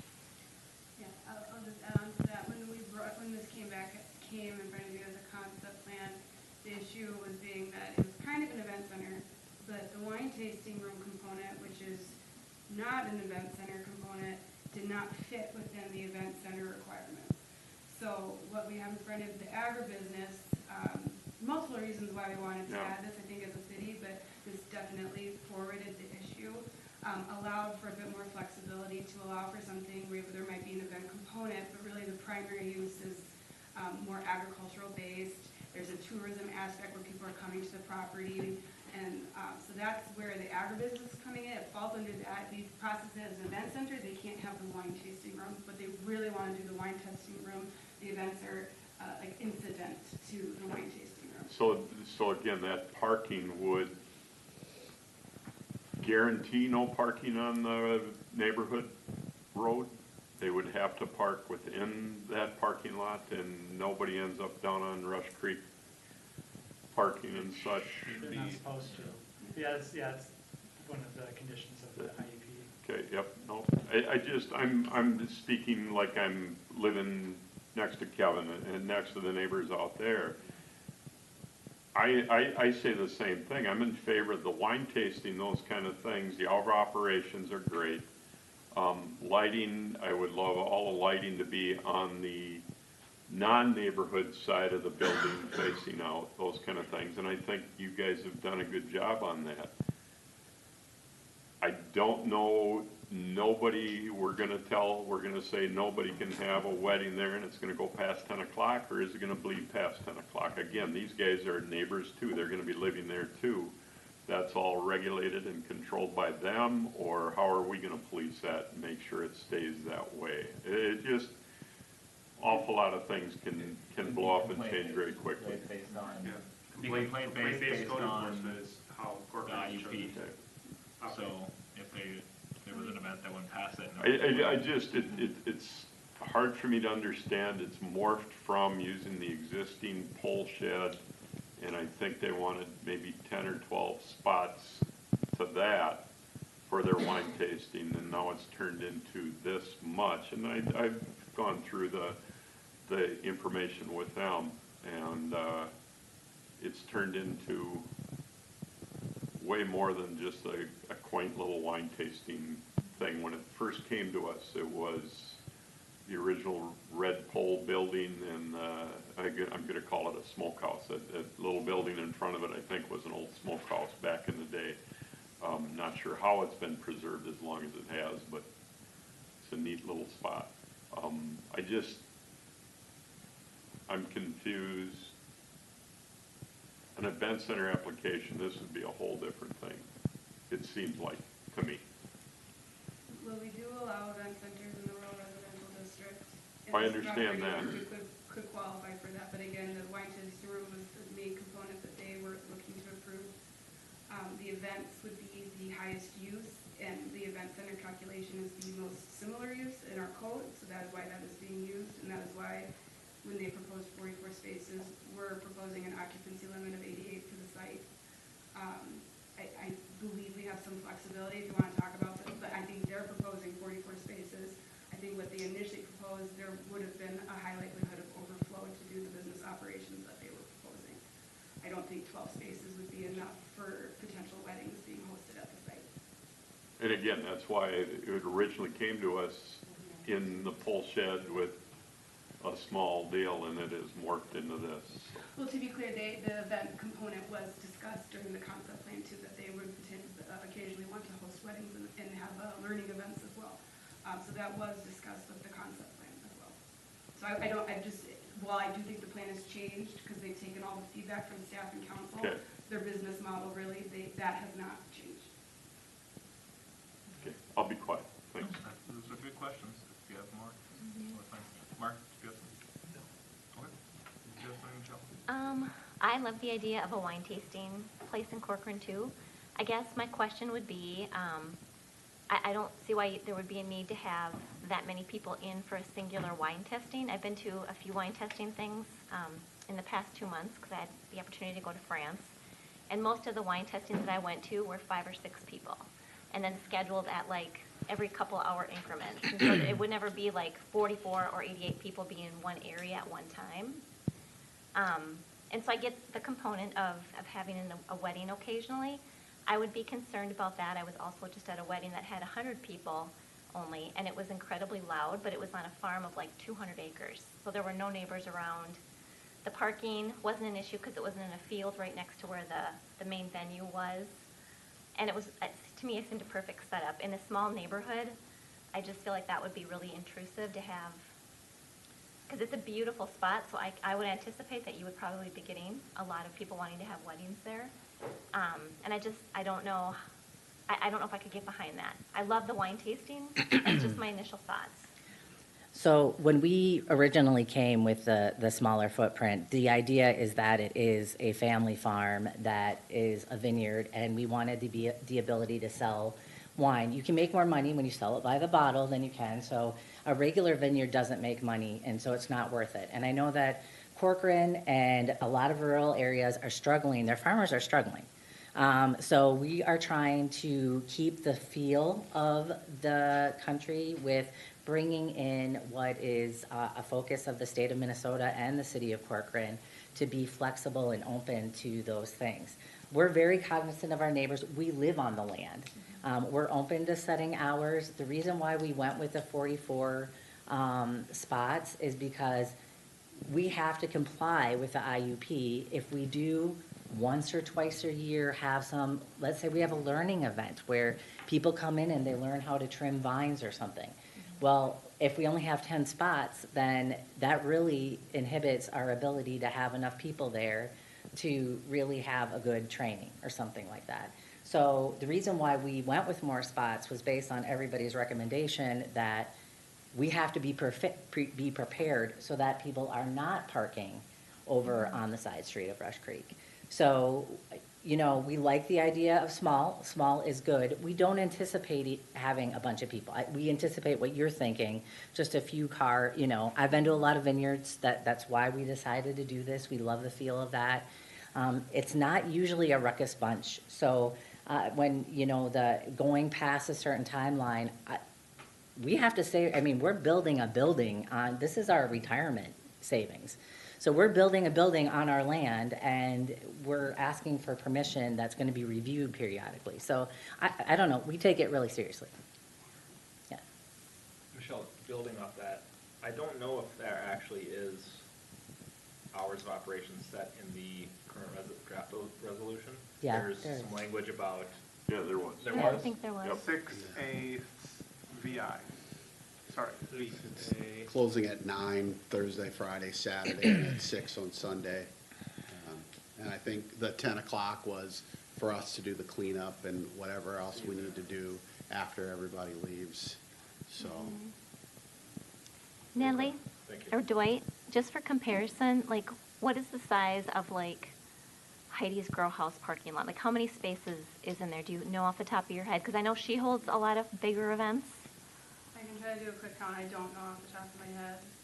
Just for comparison to help me understand visually, like, how big of a parking space that really is. I would estimate it as about 30. Yeah. Okay. Something like that. Well, if you count the stuff in the back, but up front that you see on Yeah, like 16. the guest parking. And is there a requirement that it has to be paved? No, it can be Okay. gravel. Okay. It just had, the GeoGrid they're proposing, or at least that they were proposing, in the site plan, that is not something that would comply with code, but the way that the zoning ordinance was written for agribusiness, a seasonal business can do gravel. Do they have to do gravel? Could it just be shortcut grass? No, they have to do It gravel. has to be gravel, because Yeah. that's in our ordinance. Because there's a few different reasons, but one of them being this helps us delineate where parking can be allowed. So if there are cars over that, Right. then that tells us there's a violation of the CUP, or the IUP. So, There's no way they could do the GeoGrid with split rail fence around the parking. there's additional reasons, and I'll let Kevin speak on the engineering. There's, seasonally wet, low-lying area traffic could be an issue on the County Road 30, and really that type of material for a road parking lot surface is not intended for like everyday use. It's used for Okay. emergency vehicles. It's not going to hold up. And in my mind, and I'm sorry, Kevin, in my mind, you still lay down the base and the gravel and everything else, and then the GeoGrid goes in and it's filled with whatever, There's and then topsoil grass over goes for the through. grass to grow, so you're really driving over 4 inches of topsoil that could, Okay. when it gets saturated, it's going to contract. Thank It's going you. to be a lot more maintenance than you think. It looks good if you don't use it. If you use it, it looks not, Got it. it's not the right product If you for use it that when it's intensity wet, of use. It's gonna be really tough. And if I can, just one more thing to, we invited all of you to come out and look at the land, and thank you, Dean, for coming. And you can attest to this, hopefully. The space, our whole lot is we have 2 acres of woods to one side with the creek. It's heavily wooded in the back. We're fine putting even more trees back there if that's what we need to do. And then it's hilled up to the vineyard, so you can't even see our yard, where the space where this is gonna be. And then on the other side, it's our house, a hill, and then County Road 30. So the whole space is very encapsulated. It's not like an open field or anything like that. We're 100% in the trees or down within the So that's kind of why we picked this spot. It's very private, it's very park-like, it's very quiet, except for County Road 30 isn't quiet, so, you know, we're right there. It's not a quiet space from a traffic perspective. You hear those big trucks come through, it's loud, Yeah. so. Dwight, I have another question. What about, could we do something that is sort of like a cross between, like, fully committing to an event center? Like, maybe instead of having hours till 10 o'clock PM, the hours are earlier to accommodate neighborhood impact? And then if there is ever an event, there's a permit that would be issued for the event. So it wouldn't just be, you know, 10 o'clock the whole time. It would be specific hours, and then you'd apply for a permit if you were going to have an event. Since it's not really truly an event. It's more, to me, it sounds more like it's wine tasting with the possibility of doing 1 or 2 events a year versus having a flat-out carte blanche of just having it be an event center with hours that go till 10 o'clock at night and whatever on Sundays. I should clarify my earlier comment. The 10 PMs that I saw in the resolution are actually the amplification of sound is limited to 10. Oh, got you. There isn't an hours, to Tom's point. So there's not an hours limit in the resolution, but there is Okay. a limit to amplified Sound. noise. But even with that, I think that still would be something that would be more, I like what you're saying. I had 2 weddings in my barn. The closest person is 1,200 feet away. And I still applied for the sound permit till midnight and such. And it was really loud in the barn, but I got 20 feet outside the barn, nobody heard anything. Well, 'cause So that would my allow- barn is really good, but I agree with that. It would be nice if we could say or limit those kind of things, or I'd rather, if there's going to be an event, there's a application for that. Wouldn't Instead that of be the just carte expectation, blanche. wouldn't that be the expectation right now with noise abatement at to 10? If they had an event that was desiring to go past 10, they would be needing to submit for a permit. Like Yeah. that's the present conditions as the request is being submitted. The being a neighbor and thinking about it, living there every night till 9 or 10 o'clock, except on Sundays, that's what folks are thinking about. Again, a little bit of caveat, these folks are living there. I don't think they want every I night don't want to have a either. party every night. yeah. But I don't want all of a sudden, it's too much, we're not gonna live here anymore, but we're gonna run a business. Is there something we can put in? They still need to be residents and such, so they're experiencing the pain. Do you guys know and understand the way I'm saying it? Would the IUP have to be reviewed? Yes, Okay. if ownership changes, that would terminate. Yes, there's not a homestead rule, but yes, the ownership were to change, then the IUP automatically expires. So there's that protection. And then I'll let you speak on the hours of operation, but from what they've submitted, it isn't every day during the week, it's seasonal, and I'll let you guys speak to it, but Yeah. there's a few days of the week where they simply wouldn't be operating. Yeah. And it's till 9 o'clock, anything at 10 o'clock is simply them just cleaning up the site. People would be expected to leave at 9 o'clock. And I believe we had a more flexible carve out than what we said would be allowed for an agribusiness, but they are proposing something more stringent, and that's, so I don't know that. I don't know that trying to add an event permit process in addition to that, I guess that seems like there would be a lot of administrative work to keep up with that I'm not certain that what the benefit would be when they are clearly saying, have been clearly saying that that is something they're proposing as part of the business model. Well, I think to Jay's point, it's not necessarily adding a new requirement, it would be where we draw that line. For any event, I guess what I'm talking, I thought when we were saying any event, they would have to No, apply for a new that's- permit. that's ours. So I think we're saying- Natalie, like you're heights- correct, that's what I was saying, Oh, you were but saying Jay for any specified something different. Okay. Yeah. All right, sorry I misheard you. No, that's okay. And I was, I guess, maybe thinking somewhere in the middle where if we tried to tighten those hours, add a provision that defines the actual hours of operation, bring in that 10 PM amplified noise to whatever that ending hour is, and then if an event were to go past that 8 o'clock or whatever hour we can agree upon, then they would apply for a permit, for a, yeah. I think that would be doable, yeah. That's what, to use Heidi's grow houses, that's come up a couple times. is for Oktoberfest, they submit Yeah. a permit, multiple permits, actually. And I think just to clarify, I think there's a difference between an event versus an event with amplified sound too. Right. So, because they could have an event without amplified sound, do we need special permission for that, or are we specifically worried about the sound lasers essentially? One question, and I'm sorry if I missed it. Obviously, a liquor license is gonna need to be submitted for this. We're gonna need to grant that too. Well, so the wine component is licensed through the state. Right, Yeah. and So federal. it's a little, I believe it's a little different than just like a liquor store. And, So they don't need to come to us for a liquor license? It's more stringent state and, yeah. It's through us, Oh. handled by the state. All the licenses are handled by the state. It comes through us like everybody else. Nope, I just wanted to make sure that we're doing the same, so thank you. So I guess I have two things then. One is touching on something that you kind of mentioned, the landscaping and screening of the site. Staff has it in the draft as additional landscaping on the southern eastern side, right? Correct. And I think I'd support that. I think there is some significant existing vegetation that might help in the other areas. I think added to the south and east would help a lot. So south and east, okay, which, are we No, talking about towards no, County Road it's 30? gonna be north and, It's where the pumpkin patch is. That's, well, not that far, but. Okay. I mean, we can put more vegetation, but it's a cute, I wish you guys could see the topography, because it's gonna go Been like there. that, yeah.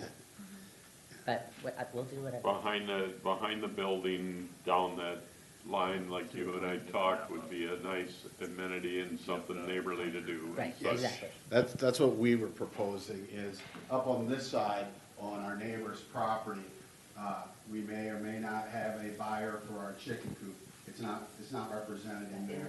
the back line is where we were gonna put, it's heavy vegetation, but we were gonna put more, just because we We want. talked about a fence Yeah. or something along those lines to try and mitigate some of that. The County Road 30 sign is, or side is County Road 30, our whole house, tons of trees, and then it's like a curve up, like you will never ever see, and it's County Road 30, so you'll never see lights from a car going that way. I mean, it's so heavily vegetated if you were in there.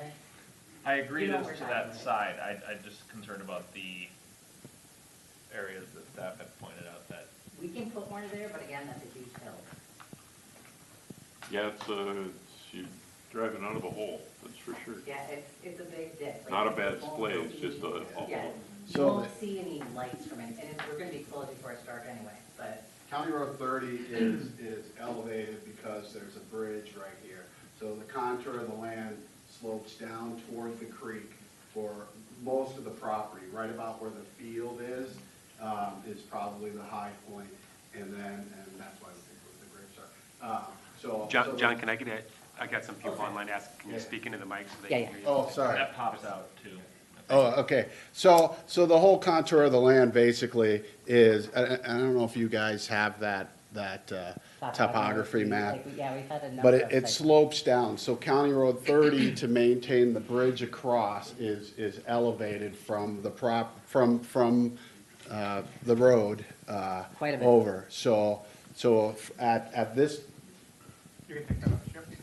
at this point right here is probably the highest point, and then it starts grading off from there. So from our house over, it's probably, 5 or 6 feet, and then at the creek, it's probably 8 feet up from the ground. So it's a natural wall, basically. Yeah, I'm trying to pull up the topography right now. yeah, my biggest concern is right along where there is a ton of vegetation, just adding extra, just for. Fencing or something. Yeah, or bushes or, trees. yeah. It- Just for privacy. It's, you and I've talked, it's hard to, There you go. and it being in Kevin's neighbor, being Kevin, the neighbor and stuff, you take that chicken coop away, a lot of things open up into their yard and such, so. But that is one of the things that needs to go away to make this happen. Yeah. But, Yeah. Yeah, we're gonna get rid of it. So though it looks like a lot of trees, they're trees, so they're clear, and there's a lot of brush in there. but we'd be, No, so like along County Road 30, you've got our whole house, a ton of trees, and the land goes like this way down. So you'd never, from the parking lot or the tasting room, you won't even ever be able to see it from the street ever. And then this side, it's heavily vegetated all the way over. And then the side up to Rush Creek is a big like hill that goes like this. So from where the parking lot or even the tasting room is, there won't be any cars going anywhere. You wouldn't hit anything because there's enough vegetation or enough of a slope. I don't know how to better explain that, but. so we agree that either planting some bushes or something. Fence or something just right there, Right yeah. here, I think you guys would appreciate that. We'll all appreciate it. We'll do that, yeah. Yeah, and so we're talking about building here and having the parking lot right here, basically. So there won't be any vehicles over here. This here is a grade up to County Road 30, and then over here the grade starts to go less. And then so any cars in this spot here, their headlights aren't shining over there because you have 700 vines right here, first off. And a then bunch of it's trees, also our like yard. that. And then there's trees along the More fences right vines, there, yeah. so. And, yeah, our neighbors go up a hill too, so, Gotcha. yeah. Where's your house? Mine. Is it his house? Yeah, It's, Right here. yeah, it's where we said we would want to put, where it's heavily treed back there, but we would want to put more. I'm glad you want to plant some vegetation there, because I made this mistake 40 years ago of planting Colorado blue spruce. Well, they're dead, except for the last 10 years. Yeah, I know, the trees die, They're not doing anything. yeah, trees die. We got that same problem with the tree line right here Yeah. too, so. So there, our biggest concern is right there, even it looks like that's the heaviest vegetated. Everywhere else, you wouldn't even, I wish we were all standing in the, because everybody would understand what we're Let's talking go about. have some wine. Yeah, It's early. we have a bunch. It's pretty good, folks. Viking Just Joe's is telling you. pretty bad, so we could use. We Oh, could go good, I'll drink win my some. fantasy Go drink then. some. The other question and the other issue is what can be done to ensure that there's no parking on Rush Creek Boulevard, because that's where the wines are, or the vines are. People are going to come, there's an entrance to your 44, if this all goes through, there's an entrance to your 44 space parking lot. What's gonna keep people from parking over there? No parking signs, some of those things, I mean, please park, we gotta do something to make sure. I know it's public street, I know all of those things. But again, what are we gonna do to ensure that it doesn't grow to parking over there and walk to the wine tasting place? What are we gonna do to make sure there's no parking down County Road 30? Even though we've said it, there always ends up being County Road parking and those kind of things, complaint-based and those kind of things. And I'm doing this more for public safety, but also obviously the neighborhood not being invaded. So it just, Having served for the Minneapolis Fire Department Yep. for 28 years, all buildings are posted with the capacity sign in them. And so everybody that comes into the building will know that, our employees, us, basically, will also know that. So the problem won't be the parking on the side of the road necessarily. The problem will be if that were to happen, we would have to say, you have to go.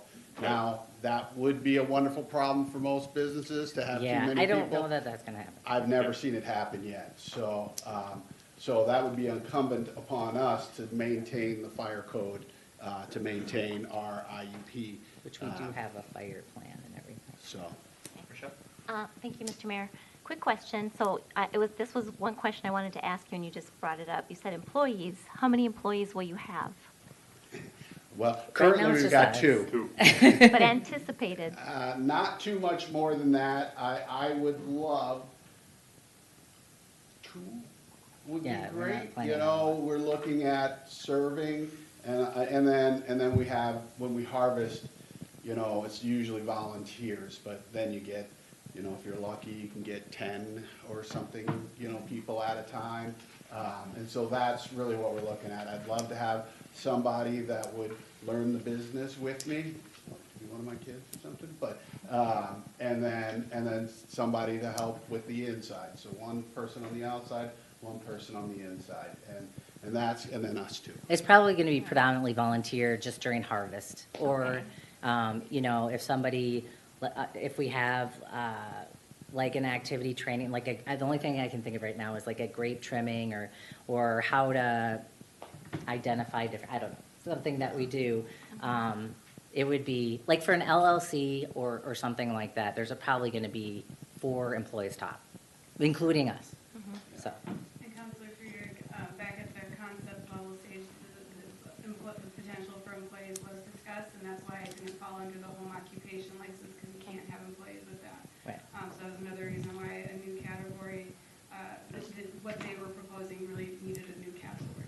Yeah, thank you. So, going back to the couple things that said, is there any appetite on the council on changing what is being proposed by the staff for the plantings? Or do we like what's proposed by staff? I haven't gotten a good read on that from. The plantings and such, I would like to see more in that corner where the chicken coop is, in that northern side of things. And I don't we have know. an issue with that, but that's not part of a requirement? Yeah, currently, staff is proposing that a condition of approval be that screening be added to the, I'll bring my cursor over, to the east side of the parking lot and the south side of the parking lot, where Okay. there's these gaps in this landscaping plan. But we can amend that to include more screening on the north Just, and west. if you want. I'd love to see them, staff work with them to talk about if that, and again, if nobody has been there, the chicken coop gone, you've got a clear shot of the Dale's I don't backyard. have a problem with also that. Over there, yes, do they need to screen? Yeah, we're The fine, vineyard. we're fine with that 100%. I'm just, No, do I- they need to screen the vineyard? I think that's Because, what I'm floating on. Is, Yeah. again, we're facing all public property, the rise is at the start of the vineyard and it falls off to Rush Creek. To me, the northeast makes sense, the south makes sense, and I think the east is a question that posing the council. I don't know where we're gonna put more trees on the I County feel Road like the 30 vines side. are the screening on the east. Yeah. I'm agreeing, I'm bringing it up, guys. Could you say that again, Jeremy? If I think the vines are the screening on the east. Could be.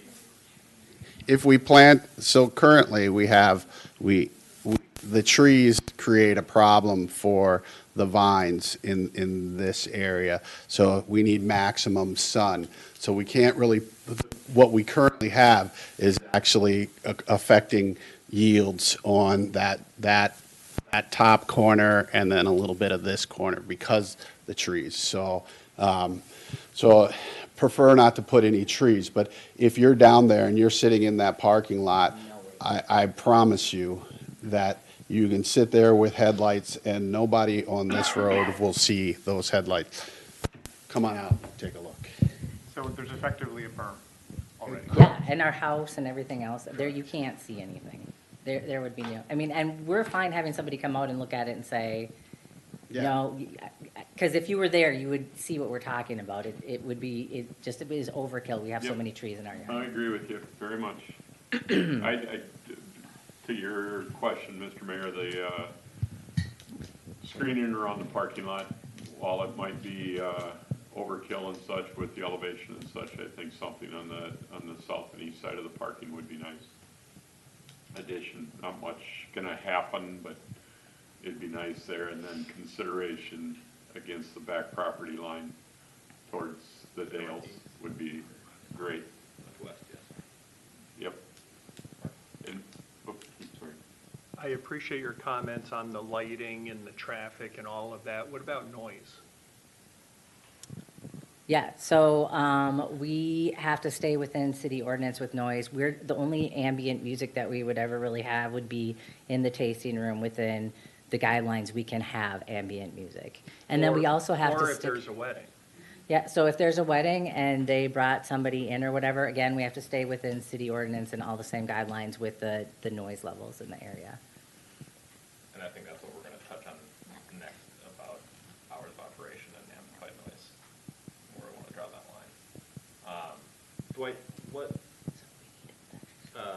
provisions of the resolution covers the landscaping? Pull up the resolution.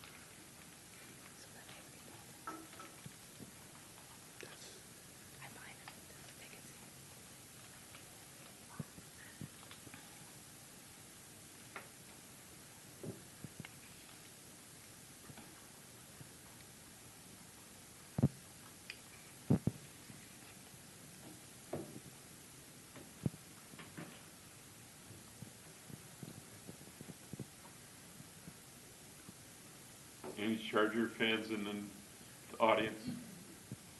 Don't identify yourself, Randy. Kevin, you don't matter. Just tonight. It's only 21-3 Chargers are ahead, if anybody cares. You poked me the other meeting. You like Green Bay too, which again doesn't matter. You had to wear a Vikings jersey at least once last year. Possibly again this year. I'm not as confident this year. Mr. Mayor, I'm unfortunately not seeing it in the IUP resolution, so we can add it as an additional resolution, or additional condition under 6A9. 6A9, okay. Then I guess I would make a motion to direct staff to, or to amend the resolution to add a 6A9 that, trying to figure out the best way to word this, give flexibility to figuring out exactly what's required where, but highlighting the northwest, as the applicants have mentioned, and the south of the parking lot, and then the east side of the parking lot, not the whole site. So maybe, just so I can make sure that I'm understanding, a condition added to that IUP would be 6A9.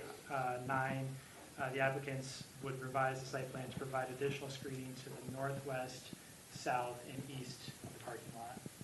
Yeah. Can I offer a friendly? Sure. So with the vines on that hill on the east side, I'm not sure I see the value for additional screening on the east. Would you be amenable to leaving that side as is? Yeah, I see I could be convinced on both ways on that. I think it's not as important as it is on the south and that northwest corner.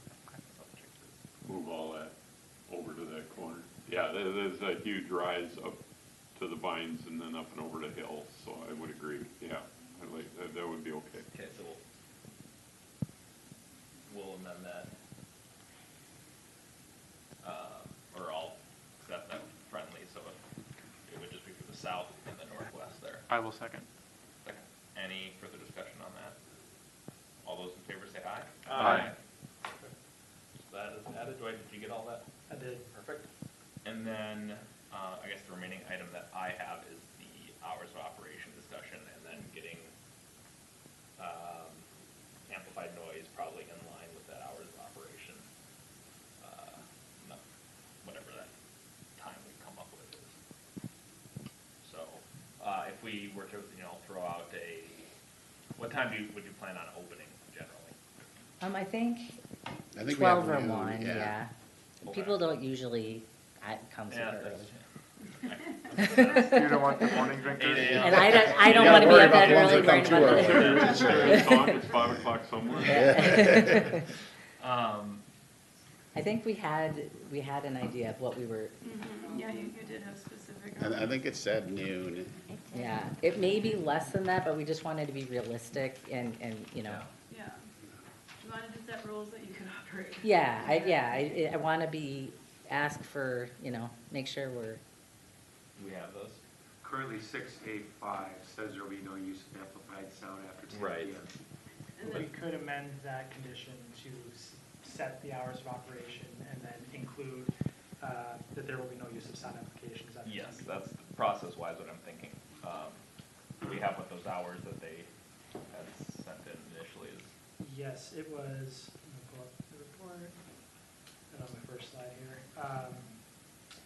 So typical hours of operation that they had listed in their narrative was 12 PM to 9 PM Thursday through Saturday, and 12 PM to 6 PM on Sundays. Okay.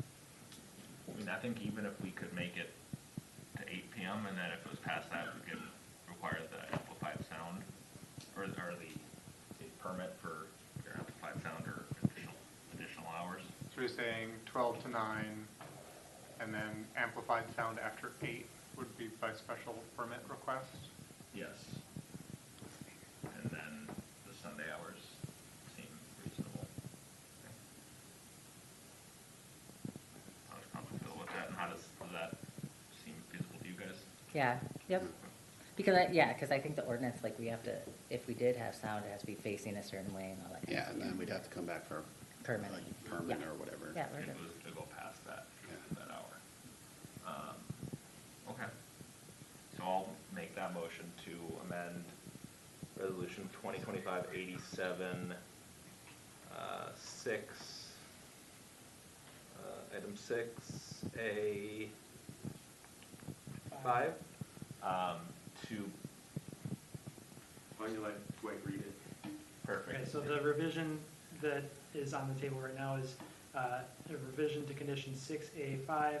Hours of operation shall be limited to 12 PM to 9 PM Thursdays through Saturdays, and 12 PM to 6 PM on Sundays, and sound amplification system use after 8 PM will require council approval of the sound waiver.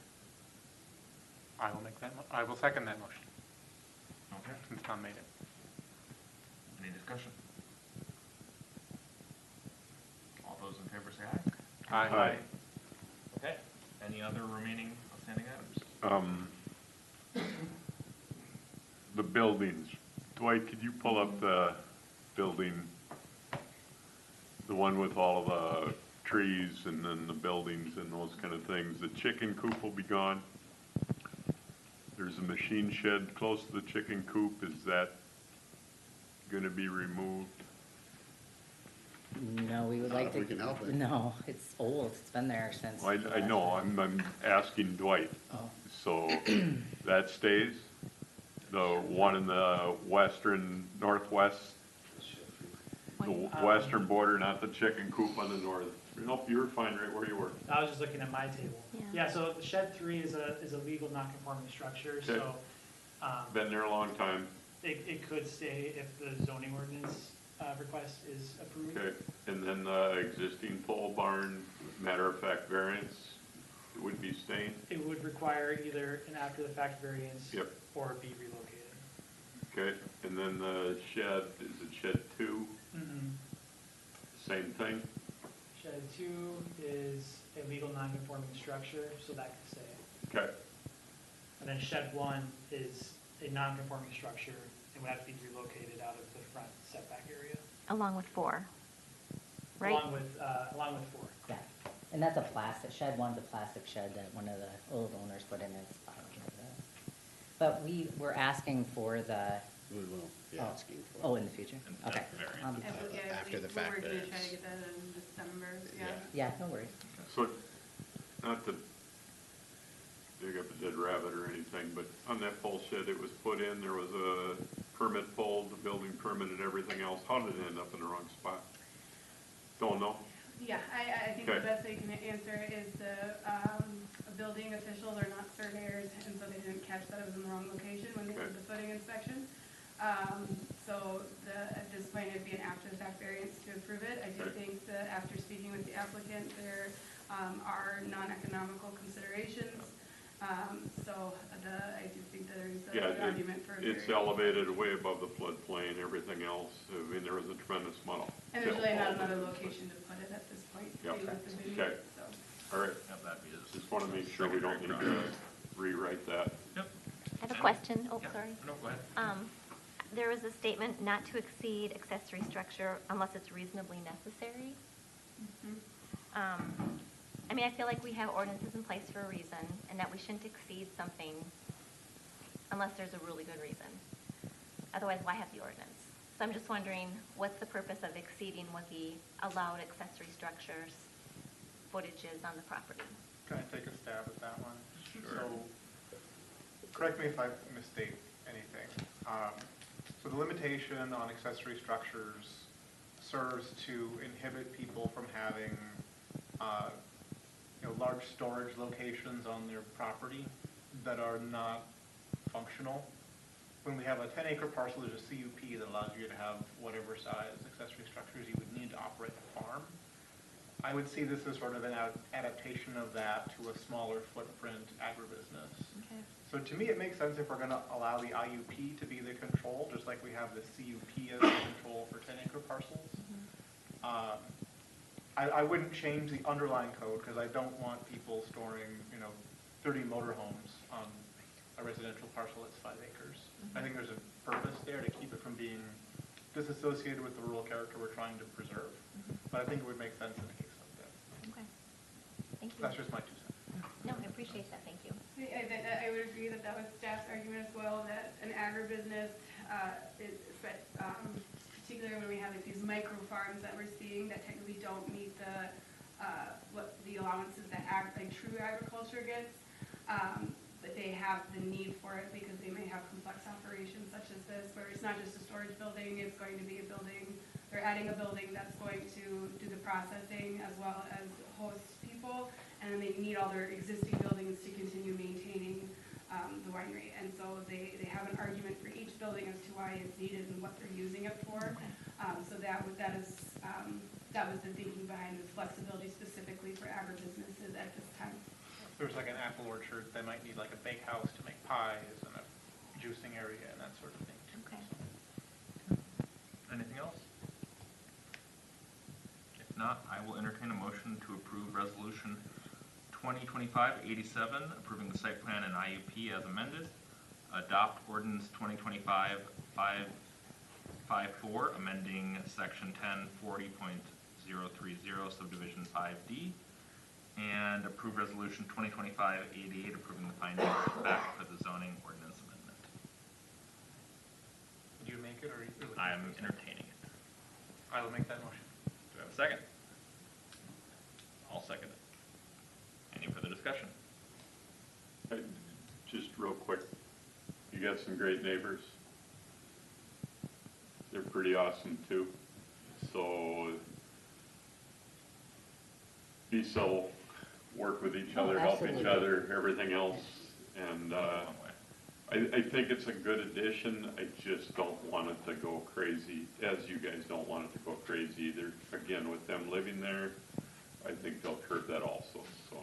I agree, and I also think that, not that I think this would be necessary, but having the IUP protection as well. Yep. The most control we have over if a site, gets out of compliance and stuff, so I think that helps with my confidence on it as well. Thank you. Yeah. So we have a motion and a second, and that was discussion. All those in favor say aye. Aye. Opposed? Opposed. And then we do have, I'll make the motion to adopt summary ordinance. This is just for publication. 2025-555, which does have a 4/5 requirement. Again, this is just for the newspaper to be able to publish the summary as opposed to the whole zoning section or code. So moved. Second. Any discussion? All those in favor say aye. Aye. All right. Thank Thank you. you. Thank you. Thank you guys. Thank you. Thank you neighbors for your input. Sorry you couldn't hear everything. Yeah, we'll try to get that. We'll work figured on that. out, but appreciate you guys coming out. And I think, let's take a 7-minute recess here. And then we'll reconvene at 9:05, 6-minute recess, 9:05, we'll come back.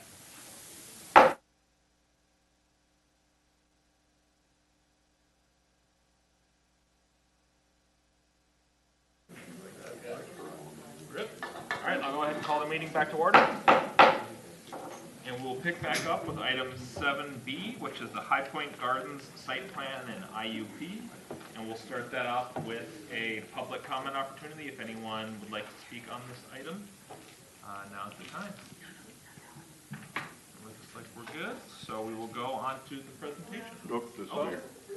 Okay, come on up. Mr. Mayor, may I real quick, thank you folks that stayed for this very much, and I see the applicant, so Thank you.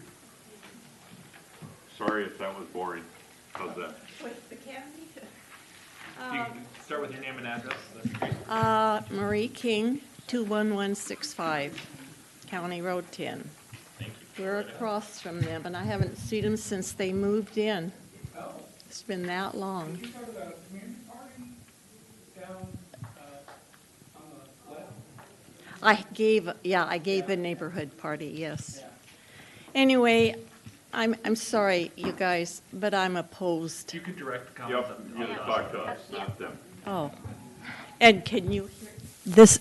We hear you fine. We can hear you. Yep. Okay, all right. I'm a retired registered nurse. I have worked lockup on the psych ward with young kids, boys and girls, who have overdosed on marijuana and different drugs.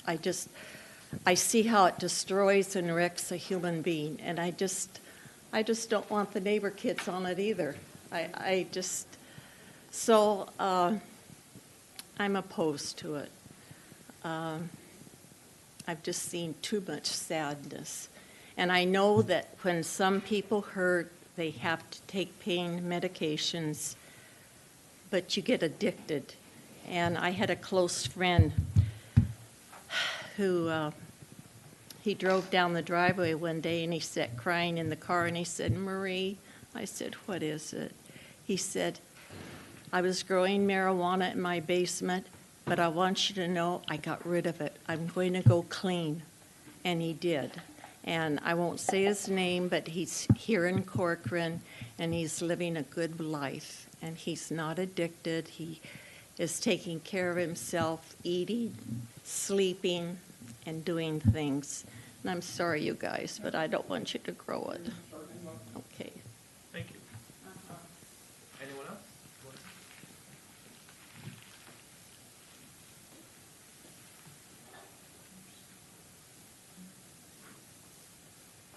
Hi, I'm Sue Dublin. I live at 21,000 County Road 10, and I'm a neighbor to Could you the... speak up just a little bit? I guess not. Okay, I'll try. Thank you. Getting a little late for me. Fair enough. First of all, I wanted to say, I like your pictures. I like the rural things you are promoting here in the town hall, city hall. That's how it was when I moved out here. These bucolic images were everywhere 50 years ago. I've been here exactly 50 years. That's when we moved out here. And so that's what we appreciated. Oh, that's how we would love it to stay, but I know it has to do some changing. When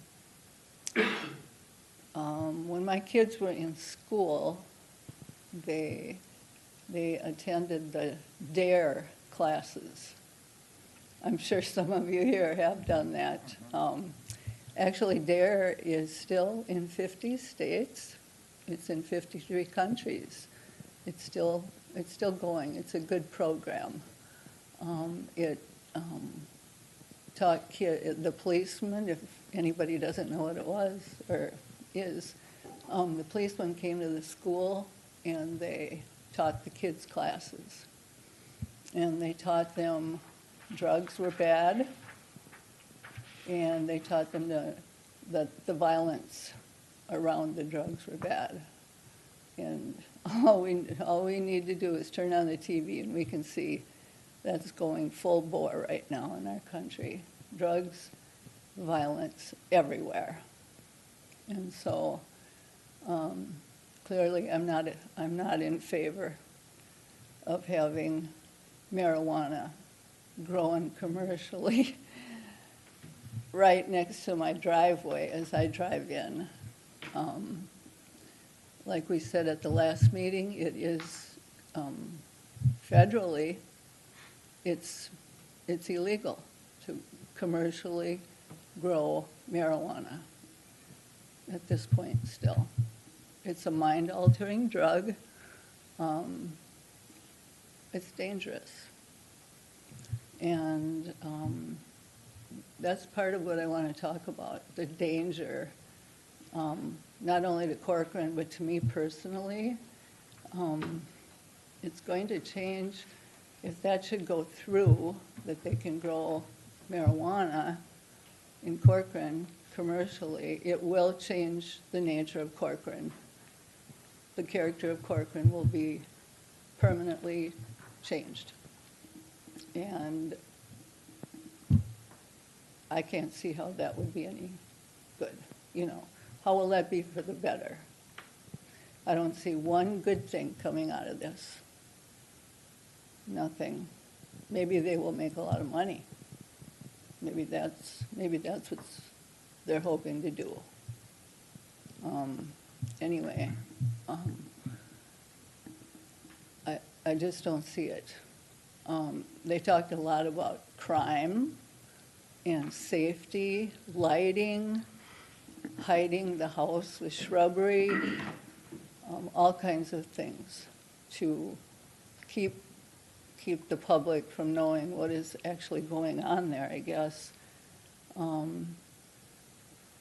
And to maybe keep it safe. I don't know what all the safety was about. Keep criminals away. But we know criminals would like to flock to a place where marijuana is growing. They just do. Trouble is caused wherever there are drugs. It's just a given.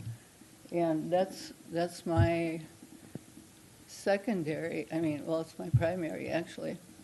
Not only for Corcoran, changing the nature of Corcoran with this forevermore, but for the safety of me and my family at my house. We live on two sides. We border their home. As you drive in my driveway, you are going right along their yard. Then I turn, go along their yard some more. Then it's my field, and then I proceed back to the woods where I live, way back in the woods, tucked in. And so, If you can just pause for 1 second, sorry, if I can get a motion to extend her time. I'll extend for 2 minutes. Second? Second. All those in favor say aye. Aye. oh, I went past 5 minutes? Yep, but. Oh, I'm sorry, I No didn't worries. even think about 5 No worries, minutes. we extended it, Okay, so I was trying to okay. get to finish my story, I'm almost done. So anyway, my land borders their 5 acres on one side, and my woods is on the back end. I've got like 13 acres of woods. A lot of old growth woods in there. It's a lot of, it's thick, it's old and thick, and it goes all the way back to fields. If anybody wanted to approach their place for any purpose, they could easily come in through the woods. Come right through the woods. Be perfect for them. They wouldn't probably come through the field, that side, as much, but the woods would be perfect entrance. And I don't know how a criminal would know my house from their house. My house would be the most likely place to be growing something like that back in the woods, in the basement. And so, like I said at the last meeting, I don't see how we can ever really feel safe at my house again if this goes through. I will not feel safe. I was shocked that something like this has come up even. And I'm trying to just imagine living like that with that right next door. Me driving exactly right beside their house every time I come and go from my place. And it's just not doable for me. It won't seem safe. I don't see how it would ever feel safe. So that's all I have to say. Thank you. Okay. So do we want to start with the report on this, or, Mr. Thames, did you want to speak to maybe it's a bit of a unique legal situation with how Minnesota has legalized. Can we have a discussion before Mr. Thames comments, because I do have a couple of questions for him. Sure. Do you want to do the staff presentation first then, or? Could we, is that okay? Yeah, it's not by me.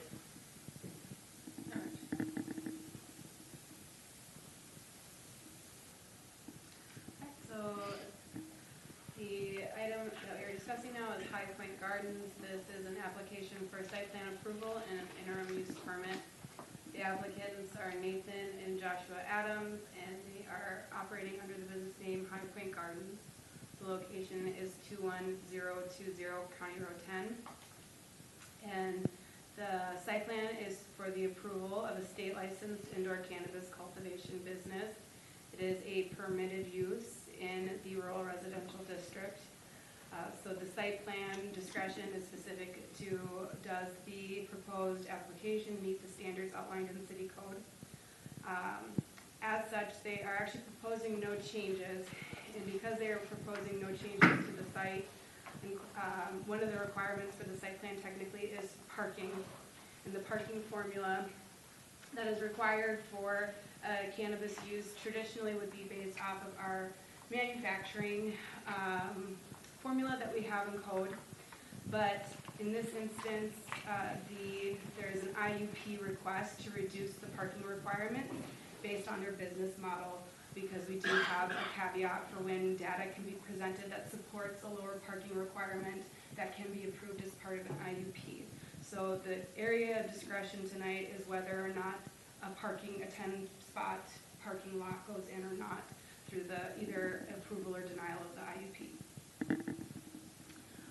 So for the site plan, the proposal is to locate the cultivation area within the basement of their existing single-family home. The total business footprint is about 700 square feet. There are no exterior changes or expansions proposed, except for some additional landscaping.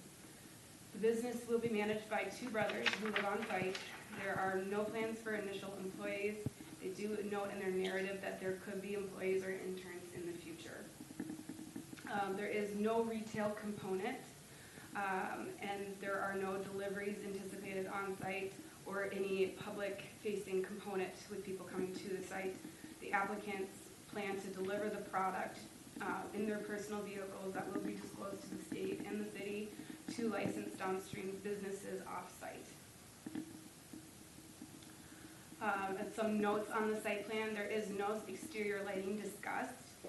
However, strategic lighting may be necessary for effective operation of their security cameras.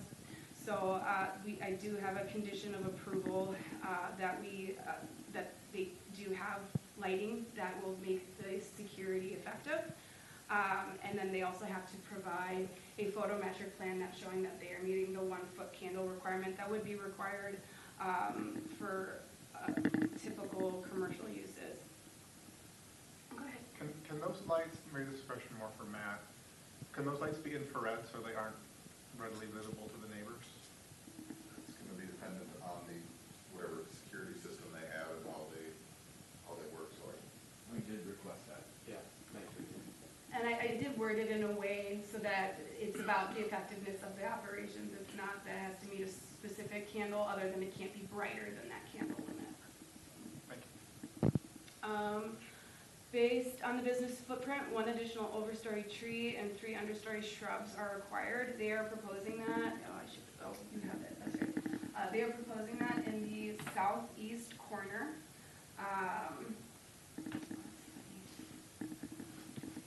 Southeast corner, yep. Sorry, I just realized I have notes in here. It's a little, the BenQ isn't working correctly. So he's helping me with the presentation, but I'm realizing I'm just kind of having troubles here. So they are proposing that within the southeast corner for new landscaping. There was some discussion at the planning commission level if that should be more a north-south alignment versus what's kind of shown right now, which is east-west. It's a very light green. And the planning commission was fine with what's currently shown. And the idea is just to the idea of this requirement is actually to meet our minimum landscaping standards. And then working with the applicant, we decided this was the best location to offer some more screening. And then there is just a slight condition of approval with that. The initial calculation that when we first met with the applicant was based off of just the grow area, but there's also a dry room. So once that became clear, a third shrub must be shown, and then a species of the plantings also need to be identified. And so there's a couple just small conditions of approval in the draft resolution to get the landscaping plan up to code. Next slide. So as far as the specific cannabis business performance standards that were adopted earlier this year, cultivation facilities do need to have comprehensive security measures. The cultivation area will be monitored and secured with smart lock technology provided by Wright-Hennepin Co-op. My understanding is this is all windows, all doors will have this. And then security cameras will be located on each side of the house, and 5 interior cameras within and leading to the cultivation area. So the cameras on the exterior will allow for monitoring in all directions of the property. And then they will also have cameras that are documenting what's going on inside the house as well. Adequate ventilation is required to ensure no odor is detectable from the exterior of the building. The applicant is proposing HEPA-approved carbon filter air purifier rated for large spaces, and this is a smaller space, so this is sufficient for the space that's proposed. They have no exterior venting proposed, and they also will be including plastic on the walls and ceilings to further insulate and act as an odor barrier. This is in compliance with the state standards as well, and is part of the plan that was submitted to the state so far. And then finally, they, as an additional measure, they include in their plan to do regular perimeter checks to ensure no odor leaks, and will respond to any odor complaints from neighbors as well. They discussed having a log of such complaints and how they address them. As far as cannabis, the waste disposal plan, they are proposing that the cannabis waste that will be made unusable and unrecognizable before disposal and tracked in a statewide system. It will be placed within a sealed and labeled container within a designated access control waste area inside the house until final disposal. And then the proposed final disposal is to compost all trimmings and plant matter and mix with organic matter to decompose. And there was some discussion as to how this would be accommodated in the winter. And they had said worst case scenario in the winter, they could bring the compost pile inside. And I just did some research because I don't know a lot about composting and that you can compost inside. So, and then to address potential odors from cannabis waste, they are proposing organic waste to be stored in those sealed containers until time for decomposition. Utilization of composting methods that minimize odor release, and then the waste will be grinded and mixed with other inert material. So, and then when we say inert or organic material, that's food scraps, yard waste, cardboard, sawdust, and other items such as that. Next slide. They are also subject to a location buffer. The location does meet this, as they're not located within 1,000 feet of a school facility or 500 feet of a daycare residential treatment facility or an attraction with a public park that has amenities that are regularly used by minors. They are all well outside of those buffers. There is also a standard that accessory structures are subject to a 100-foot setback. This is not applicable to the current proposal since the business is located in the principal structure. However, as they had documented a hopeful or an intent to potentially expand eventually, which is not being approved tonight, in an accessory structure that wouldn't meet that setback, so I wanted to make sure that they are aware of that, so that's why it's discussed in the staff report. And then signage must comply with Corcoran City Code and cannot depict cannabis leaves or use slang terms or appeal to minors. In an effort to remain as discreet as possible, they are proposing no signage. And then it comes down to the issue of parking. So manufacturing, processing, or fabrication facilities have a formula of 8 spaces plus 1 space for each 2 employees on the largest shift. A minimum of 8 spaces plus 1 space per 500 square feet of floor area is required. So with this formula, 10 parking spaces would be required. The applicant did provide proof of parking for 9 spaces within the existing driveway. And I will add that, again, that was just a misunderstanding of what the footprint was. And so that's the discrepancy between 9 and 10. So there is a condition of approval that the proof of parking needs to show for 10 spaces. But currently, as there are today, there are approximately 5 spaces in addition to garage parking that, without any need for improvement. As far as the interim use permit for parking, the zoning ordinance allows for parking space reductions approved as an IUP when it can be demonstrated there is a demand which is less than the required parking formula. Based on the documented business model and residency of the applicants, the request is to reduce the formal parking requirements to 0 spaces with parking accommodated by the existing driveway. No employees are proposed initially, and there are spaces for at least 3 vehicles in addition to the 2 personal vehicles associated with the business owners and residents. And again, there's no customer traffic on site. So with these components, and with the ongoing discussions we've had of the parking requirements being excessive, staff recommends that we reduce the parking requirement in this instance because the business model does not call for 10 spaces in a formal parking lot. Next slide. Okay. Conditions of approval include no parking on County Road 10 or other public streets. All parking must be accommodated on site. If parking demand will exceed 5 cars at any one time, the applicant must submit a site plan amendment for city approval. Construction of a formal parking lot with all parking performance standards may be required at the applicant's expense at that time. And then the IUP is subject to inspection by city staff once every 3 years and or upon receipt of a parking complaint, because again, the IUP is not for the cannabis business, it is specifically for the parking on the site. And then the site plan must be updated to provide proof of parking for 10 spaces and must be dimensioned. And then the interim use permit has a sunset clause that is the defining feature of an interim use permit.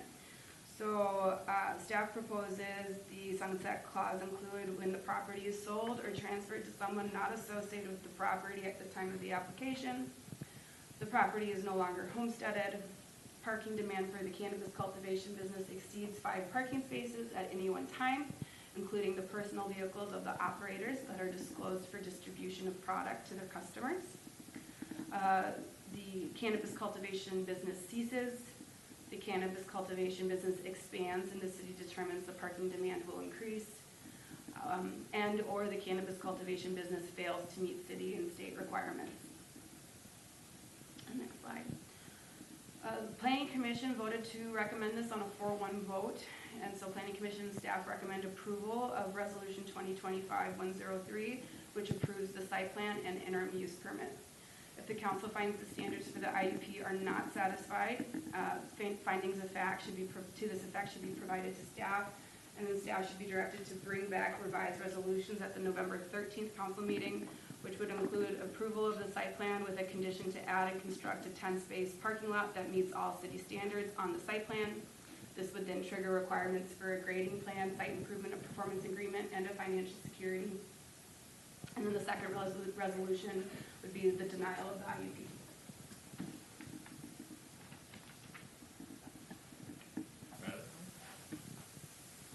Thank you. Questions for Natalie on that? I have questions for Mr. Thames. Okay, let's just double check if anyone has any questions on that. Do we consider Chair Drummond's We message can get into to that, us? yep. Yeah. And I think Okay, thanks. John can speak on that and Mark as well, I'm assuming. So just trying to tackle it in a way that we can. You're good. With the recommended parking, if you were to support this project, we can get into whether or not you do in general, but if you were, is there any issues with the staff recommendation and the applicant's request on the parking reduction? Parking, no. Okay. My My only issue is, in the staff report, no employees initially. So everything seems like we're gonna grow to something bigger and those kind of things. I would rather see no employees other than the 2 applicants. And if there is more employees needed, they need to come back. The IUP is null and void, one more of those changes. It's kind of what they have as number 3. I know, I just, we write things to be more generic, but as long as we are on the same page that it's gonna be 2 employees, the brothers that are doing it.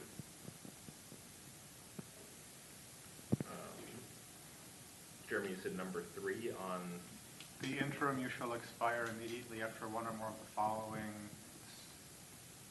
7(3). okay. Then number 3, parking demand for the cannabis cultivation operation exceeds 5 parking spaces in one time. This includes parking for the personal vehicles of the operators. But it doesn't address if they get more employees. If you had enough, that you would have to have 5 parking spaces, or 6 parking spaces, then it would trigger, but you're right, not up. Yeah, so there's, I guess, the issue is, is there a desire to close that gap between the 5 parking spaces and theoretically you could have 1 or 2 maybe employees and still get under that? Probably not more than that. If I set aside what the business is, when I treat it the same standard I would a candle shop, I think this would be fine. Dean, is the one that kind of raised the concern. Let's just keep having conversation. Okay. Thanks. I'm trying to think about other potential language that could address that, if there's a desire for that in council. Well, I just have a question. We're talking about like specifics, but like I think there's a bigger question I have is that is this even legal? Because it's not federally allowed. So I have a concern from that perspective. Yep. Okay. And I think I just wanted to tackle all the little stuff and then get to that big one. Okay. Which I think we kind of have at this point, unless someone has an idea on potential language change on that parking minimum or number of employees, capping it at 2 if there's a way to do that. Other than that, I don't see any other. I've asked the question and I think it's been answered in such. They need our approval to continue on with the state application? Why are we giving them approval when the state hasn't even given them the approval to do this business? They That makes have sense. moved forward with the state process as far as they can. They're at the stage now where the city has to, basically a forms provided to the city where we confirm that they meet the zoning standards. And so I asked that they proceed with the site plan approval process so that I can fill out that form. And that's why they're in front of us tonight. Thank you. But the approvals are contingent on getting the official license from the state. Okay. So I think that addresses all the other small stuff, so we can get into the bigger. You need to speak louder. Gotcha. Sorry about that. It's mumbling. Sorry about that. Hopefully, let me know again if you can't hear me, but I was just saying I think we kind of addressed any potential concern with the smaller items of the site plan itself. Now regarding the overall project, I believe Councilmember Friedrich and Councilmember Lanford wanted to speak to that, and then City Attorney Thames could maybe speak to that as well. Thank you. And Mr. Mayor, I have 2 questions for the city attorney, 2 questions for the applicant, and 1 question for the chief of police. Sounds good. And I commend the entrepreneurial spirit, so good for you. Mr. Thames, I have 2 questions for you. And as an attorney, I know, you being an attorney, I know that this is going to be very difficult for you, but could you limit your answer to just yes or no? I'll try. I say that with great respect. Yeah, I don't know that I could. So, Mr. Thames, would you agree with me that federal law supersedes state law? Yes or no? Yes. And my second question, again, yes or no, do you agree with me that marijuana cultivation is a violation of the Federal Controlled Substances Act 21 U.S.C. 801? Yes or no? I would say that marijuana or cannabis is a controlled one substance on the federal registry, yes. So Okay. it is a legal substance under federal law, yes. Okay, so that's a yes. Thank you. I have two questions for you guys. Does marijuana need water to grow? If they could come to the microphone, please. Yeah, that'd be great.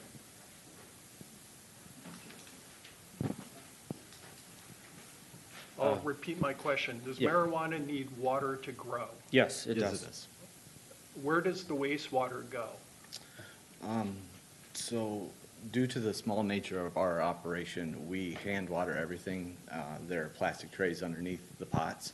So in essence, only every plant receives the water that it needs. Currently, there is no wastewater. Okay. Does marijuana smell? Depending on the stage of growth it is in, yes. Okay, thank you. Those were my two. Chief, one question for you. You guys can stay up here in case there's more questions. Yeah. Sorry, Mr. Mayor. No. You heard the applicant say that marijuana has a smell, has an odor. In your experience, do some people find the smell of marijuana to be a nuisance? Yes or no? Yes. Thank you. That's all I had to say. I guess my question is what is the difference between medical grade marijuana and like recreational marijuana? Typically, the difference is the amount of THC that is produced in the plant, Which one has more?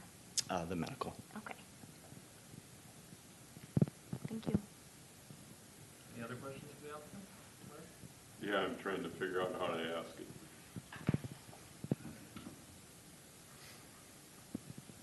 This, with the questions that have been asked about legalities, those kind of things, it still hasn't been,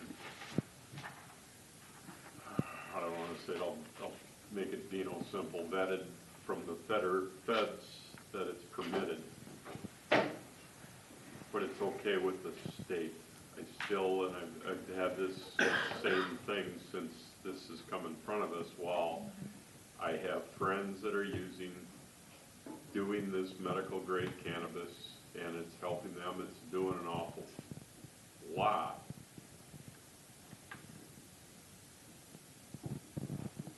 Why isn't it more of a controlled substance federally and those kind of things, in your opinion? Does that make sense, what I'm saying? Why isn't it something that we've got all of these pharmaceutical companies that are doing all this stuff? Why are pharmaceutical companies growing this stuff and doing this stuff? Why are we taking it upon smaller groups to grow it in their basement and then sell the produce to distribution, for distribution? I think, in some opinion, that's a tough question. Yeah. Obviously, this is a gray area for everybody, and everybody's learning.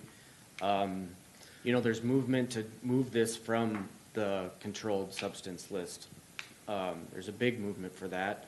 There's also a big movement for like social equity applicants, and people have been negatively affected by marijuana, state marijuana laws, to have an opportunity to remedy that.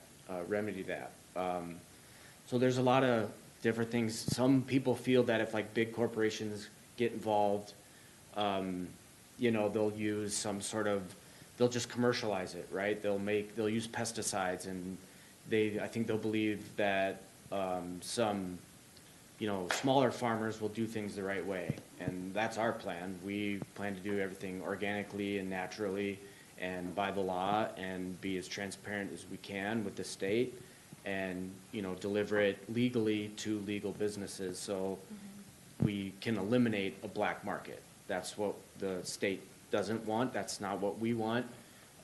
You know, you have Mexican cartels shipping cannabis into the United States, and they're lacing it with a whole bunch of pesticides that are horrible. So we're trying to do the right thing in a legal market and do it the right way. If you have anything to say. To kind of better answer your question, I believe Minnesota, the way they're trying to set this up is they're trying to give the little people a better opportunity to kind of establish this market. First, before the big corporations that, I mean, inevitably they will be here and they will start to buy up all the small ones, just kind of how all free market systems work. But I believe Minnesota is really trying to put an emphasis on the smaller mom and pop shops to give them a chance to kind of compete. As regard to the pharmaceutical, this is more in my opinion. I believe that they don't have a way to make money off of it yet. You can't, it's not a drug that you can put into like a pill and charge right away for. This is kind of an organic chemical that is produced specifically by this plant. And it's not like Monsanto and corn where they have a genetically modified, everybody buys the same seed, you get the same product every time. That inevitably leads to disease and degradation of the product in our belief. So that's why we're kind of starting from seed. We're doing everything from seed to kind of promote genetic diversity, resistance to diseases, molds, stuff like that. So I hope that gives you a little more clarity. Mr. Mayor, thank you for the opportunity to ask and such. A lot of drugs and those kind of things, I know it can be synthesized out of corn, can be I can't even say it, can be a derivative from the soybeans and those kind of things. I mean, we've got acres of all of those things growing, but yet this still becomes an issue related to the feds saying it's no good, but they say the states can limit it, the states can control it, and then it's down to a bunch of us that it's real hard for us to be smart enough and good enough to be able to do this right. So it's a hard decision for me. So thank you guys very much. Yeah, and we're willing to, you know, do everything the right way. We want to be as transparent with the city, with the state as we can. We're going to be monitoring and logging every transaction. It's going to be under lock and key. And, you know, each bud has a name or a serial number and yes, everything. Correct. It's going to be tracked from seed to sale. Crazy. And then it's going to have no customers coming in. We want to stay true to Corcoran and be an agricultural garden. And this is just a new product. And, you know, you have to be 21 to buy it. So it's not getting in the hands of children. You have to be 21, you know, to even really, if we were even to like give a tour, you have to be 21 to even see our plants. So no one would even see it. We're basically hiding in plain sight. We're not even changing our site at all. You wouldn't be able to tell if we're growing it or if Sue's growing it, like she said. And we think that's going to help in our favor because we're not having any signage at all, and we're just trying to do this the right way. No worries about security. No worries about. No, we're not even going to anybody tell, coming. we're really not even going to tell, if we go to like a dispensary and we make a sales contract with them, hey, well, we're going to have 2 yields a year, so there'll be 2 deliveries a year. Otherwise, you won't be able to tell we're there. It's maybe some odor that escapes, and then we'll remedy that at any way we can. If that's more plastic or whatever, we're going to try to keep it as secure as we can. And it'll be very secure. Anyone in and out has to be logged, and the state will audit us and make sure we're following that. And if we're not following any of that, they'll revoke our license and we'll be done. How often will they audit you? I think they audit us every year. We have to reapply for our license annually. So they'll look at our books every year. And then another thing, no customers coming in. So when we go to deliver our product with a dispensary, you know, if we can keep where our location is out of their knowledge, that's good for us. We don't want them to know where we are. We just want to deliver the product on time, and it's going to have to pass state testing as well, so for pesticides and potency.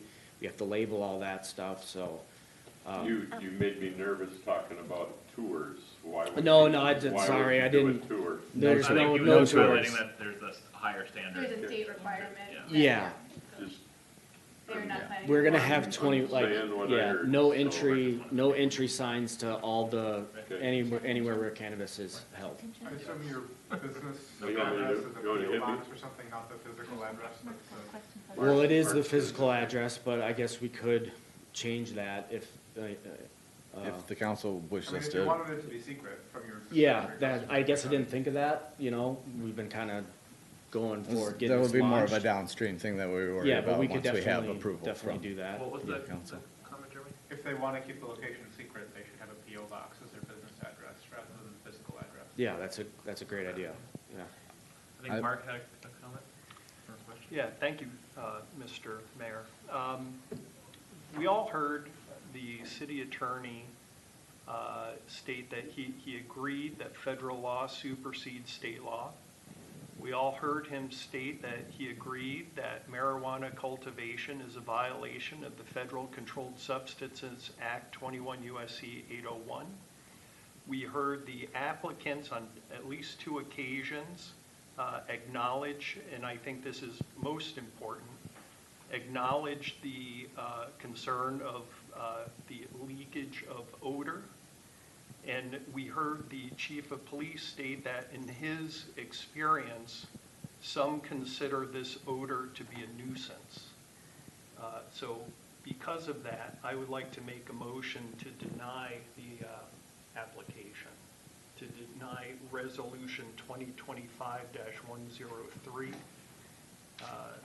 denying the site plan and denying the interim use permit. And would that be based on those your findings of fact? Yeah, I think that the more important finding of fact is the leakage of odor and the nuisance, followed by the opinion of the city attorney that federal law supersedes state law and that marijuana cultivation is in fact a violation of federal law. I do want to add that he did say that, but I think he was trying to abide by the request to. True, yeah, I yes or no assume, answers, yes or no. which Yep. does remove some of the nuance of it, which I think is valuable nuance, but we do have a motion. Does anyone want to second that? I second it, Okay. but I would obviously want to have a conversation. Okay, so we have a motion and a second, and now discussion. Michelle? Thank you, Mr. Mayor. So I have a question, and this might be irrelevant because it's medical grade cannabis, but I was able to have some knowledge of the northern area of California and the cannabis area up in that area, where a lot of cannabis is grown, and it's a pretty uncomfortable area because a lot of the people that are in that area and growing that cannabis are protecting their crops. And so you'll see people with guns and and so I'm just wondering, that to me is really intense, and it's not something I want to see in Corcoran. So I guess my question is what does your business plan look like to protect that? I mean, I heard you have cameras placed there, so there is concern. Maybe that's just if you have employees to make sure that people aren't taking product that they shouldn't be touching.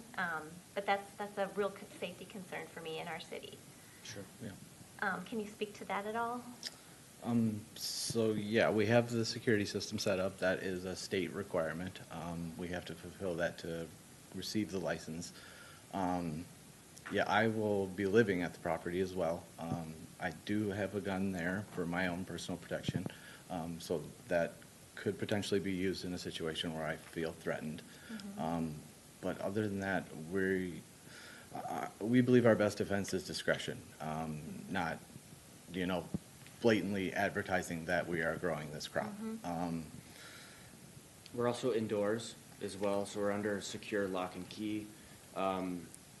There's no access to the product. Yeah. We're the only 2 that's gonna have access to the product as well. Yeah. And we're not gonna be patrolling around Corcoran or our property with guns by Yeah. any means, you know, and it's an indoor plant as well. I see a lot of California, I've seen outdoor grows, so they're a little bit more susceptible to theft. And Due to the climate, we find it more advantageous to grow indoors here, Sure. obviously, than California, where you are able to have an outdoor grow, where you would need, Most of obviously, the year. more physical security present to deter crime. Yeah, okay, thank you. My questions, John, thank you for answering Councilmember Lantern's questions and such. How do I ask it? What is your opinion on our responsibility as city leaders on this subject? Do you know what I'm trying to ask? And to tack on to that, could you maybe speak to the state law, the process, the new requirements and law that was passed in the last? Yep. Thank you, Mayor and Council. I'd be happy to. I think the question is a complex one. And what you're talking about is, Councilmember Lanterman is correct. It is a federal controlled substance, one that is listed as an illegal substance with the Fed. So that has to be reconciled with what our state did with Statute 342, right? When they're licensing it, they're decriminalizing a lot of cannabis product. So the question then really boils down to, and I try to organize my thoughts here a little bit so I don't get too far into the weeds, but what we're talking about is the supremacy clause, federal over state. But we're also talking about whether or not a law is preempted, right? I can tell you that for purposes of preemption, what we're probably talking about here is really something called implied field preemption, right? It's an area of... What was it implied? Implied field preemption. So it's an Thank you. area of the law that, you know, the question is, does the Fed intend to occupy that space without any room for anyone else, right? The actions of the Department of Justice, et cetera, and the Fed have been interpreted by the states to indicate that they do not. The Department of Justice has come out and said it's a hands-off approach. They have completely defunded any sort of cannabis enforcement at the state level. There was an executive order that got passed in the 90s in the Clinton administration that basically said there was like 3 criteria that had to be met in order for federal agencies to interfere with, you know, federalist ideals and state autonomy in this area. And so basically the third one is probably the most applicable, which really comes down to whether the state law conflicts with the regular enforcement of the federal law. But the problem is that the federal government is not enforcing cannabis at that level. So then the states have interpreted that to mean they don't intend to completely occupy the area. There is no preemption. And they also have given some deference to the local police power. That brings up 342. Some of the stated reasons in 342 suggest that part of the reason for the law is to push out the illicit market, right, with a regulated market. So some argue that that is an enforcement mechanism. That's at the state's discretion. The other thing at issue here is the 10th Amendment, which deals with non-commandeering of state agencies. It says that the federal government can't forcibly make a state enforce its own laws. Okay. So while you know the federal government can, in theory, come in and enforce you know cannabis, its own cannabis laws, it can't make the state do so. So with that consideration, a lot of the state level courts have said, well, they're not occupying the entirety of the area. They're going to be deferential to state powers. The executive order does the same thing.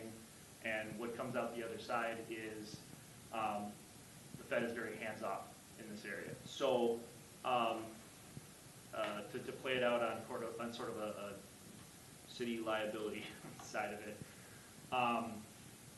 the city is actually pretty well protected in the framework. I know that Chair Brumman had raised a few concerns about whether or not there'd be implications of the city being complicit in some sort of criminal act by doing this.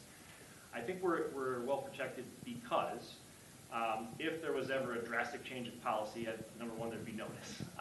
but the ones that would have to adapt the applicants to start and the state, right? And the city finds itself sort of in between. 342 has certain mandates, city's following them, applicants are following those as well. So what it boils down to really is there's no mechanism to make the federal government enforce this. They can on a discretionary basis. They've elected not to. So if, for example, if we determine that the application meets the standards, complies with 342, they meet the licensing requirements, then if you play out a challenge to that, remember that that challenge will go to the Hennepin County District Court, which will interpret Minnesota law, which includes Minnesota Statute 342, meaning they're likely to find that those provisions prevail. And the only one that really has standing to intervene, the federal government, would not do so. So that you kind of yields a result that way. The other part to remember is with this application, you're looking at an IUP and a site plan, right? And that's the discretion you have to review that. You have the ability to put some of these conditions we're talking about through this process, and that's state law filtered down through your own code. If you were to elect not to do that on the grounds that cannabis is a federally illegal product, the risk you run is if the state court disagrees with you, and the 60-day rule has run, that's an automatic approval for the applicants without conditions. And you'd have to be asking yourself, does the state court follow 342, or is it more likely to find preemption? And what we've seen, obviously Minnesota's very young in this respect, because the law isn't that old, but what we've seen in other places is they don't intervene, courts don't find preemption, and therefore, more than likely, the result is a conditionless approval. So, Thank you. Yeah, and there are, I believe, at least a lot of them that have started to play out in cities that have not this exact scenario, but similar scenarios with denial and going to a state court. and as you mentioned, Mayor, there's a lot of nuances to it, and it's a young law. Things are going to change. The courts are going to interpret it. We'll get some better guidance as we go. But at present, best guidance I can give you on this is 342 will be upheld by Minnesota courts. Thanks. Oh, me too. Thank you. That was helpful. You were silent, though, on the nuisance of marijuana odor. Do you believe the city is within its right to deny the application because of odor? Go ahead. I don't believe so. They provided measures that are compliant with state law as to avoid the leakage of odor. And they are also, as part of their business model, they have a plan to address anything that, if that's not enough, they will do more. So I don't believe we can deny it because there could be odor when they have a plan to address odor, both from the get-go as well as anything that comes up later on. I guess I just don't understand how you prevent leakage of odor. So they're not going to have any ventilation going outside directly. They are going to have an interior HEPA carbon control filter, which prevents odor. And they also are going to be putting plastic shields up to further insulate the area that would have smell. So not all of it smells and doesn't smell all the time, as they have said. But the area that would be subject to smell will be insulated with plastic. And is there? The interior will be the only place that will smell. John, if I may, just two items just to add on to that. So if the council finds that there are other measures you'd like to see, you can certainly, as long as they're reasonably related to the application of the site plan, you can suggest those. Our discretion at the state level is very limited on these types of applications, and we do have the standards built into coding as they exist presently. I think you have a willingness. These applicants have worked with staff, and they want to have a good result for this. So if there are conditions you want to suggest, they may be receptive to those. The other thing, Councilmember Lanchman, to your point on nuisance, is that often is more of an after-the-fact enforcement. So if their business is not complying with those standards, if there is odor traveling off-site and they're not addressing it sufficiently, there will be an enforcement action on that to follow. So that's another way we would follow up with that. Can I ask a question? So can you speak to this, Attorney Thames? In some information that we received as council, it was stated that cannabis is still an illegal substance and has not gone through the proper channels of declassification as a controlled substance and approved by the FDA. And also, there was a court case, Dobbs versus Jackson, Minnesota Health Organization. Supreme Court ruled that the federal law stood and the state law was overturned. That's a, I believe, an abortion-related case. That's correct. That's the kind of the landmark abortion case. So two points on that, Councilmember Friedrich. Yeah. To the first point, whether okay, I'm just gonna back up. Is it a federally banned substance? Yes, it is. I wouldn't tell you otherwise. And the supremacy clause is a thing, right? We do have to contend with that, but we do have to do that additional bit of analysis of whether or not preemption exists. That's where I was kind of jumping off from. As to the decision that was referenced, that's an area where, and obviously subject to a lot of debate for a lot of people, and I won't get into that today. But I will say that that's an area that the Fed has clearly suggested an interest to occupy, right, and to be involved. This is very different than the way that's approached cannabis to this point. So I guess that's one distinguishing point between the two. Constitutional scholars can debate both points and the validity of them and what should be done in policy, et cetera. But what we're left with is, what do we have to work with presently in front of us? We have a federal prohibition, we have an allowance at the state level, and what have the courts done with that? And my best assessment of that presently is hands-off. Mr. Mayor? Yes. Matt, I don't mean to put you on the spot or anything, but during our work session, we were number 3 on the list of safest cities in Minnesota. In your opinion, what does this do to us as a community? And that's a really big open question, sorry. I have not seen any studies that indicate an increase or decrease of criminal activity around home-based cultivation. And as that's, again, that extrapolates out what the requirements in Minnesota are, would probably be unique. Again, with it being as unique as it is, I don't have good data to say what that would do to that. Is there concerns from you and our officers about the seclusion of this, the lockdown, everything? Is there issues? So, again, the lens that we look at is state law. And when we look at enforcement of state laws, again, are we going to see criminal activity surrounding their conduct? I don't have anything to indicate that a crime is going to happen, or a crime is imminent, or, again, they have been, we've talked through concerns in meetings as far as transportation, how apparent is this going to be. We kind of always are working to assess risk in our community and always concerned with the safety of our residents and our businesses. And we're going to work to mitigate them however they manifest. Okay. Mr. Mayor, just more of the discussion. I would rather say no to this, but, and always look out for Dean, but the comment that you made, Mr. Thames, about if we say no, it goes to the judges, and if the judges are more likely to say we don't have the right to say no, this goes through without any conditions whatsoever. Did I interpret all of that right? I really not like that. Councilmember Van Camp, yeah, I think you're understanding my point correctly. I think the risk you run if you make a finding denying it purely based on the federal prohibition of cannabis is that if that's subject to challenge, it'll be subject to challenge at the state level, which will acknowledge the validity of Minnesota Statute Chapter 342, which allows it by license, which they have complied with. So if that happens, we're subject to the 60-day rule as far as the decision-making process. If we haven't made that decision on time, within that time, there is a grant of that authority unchecked.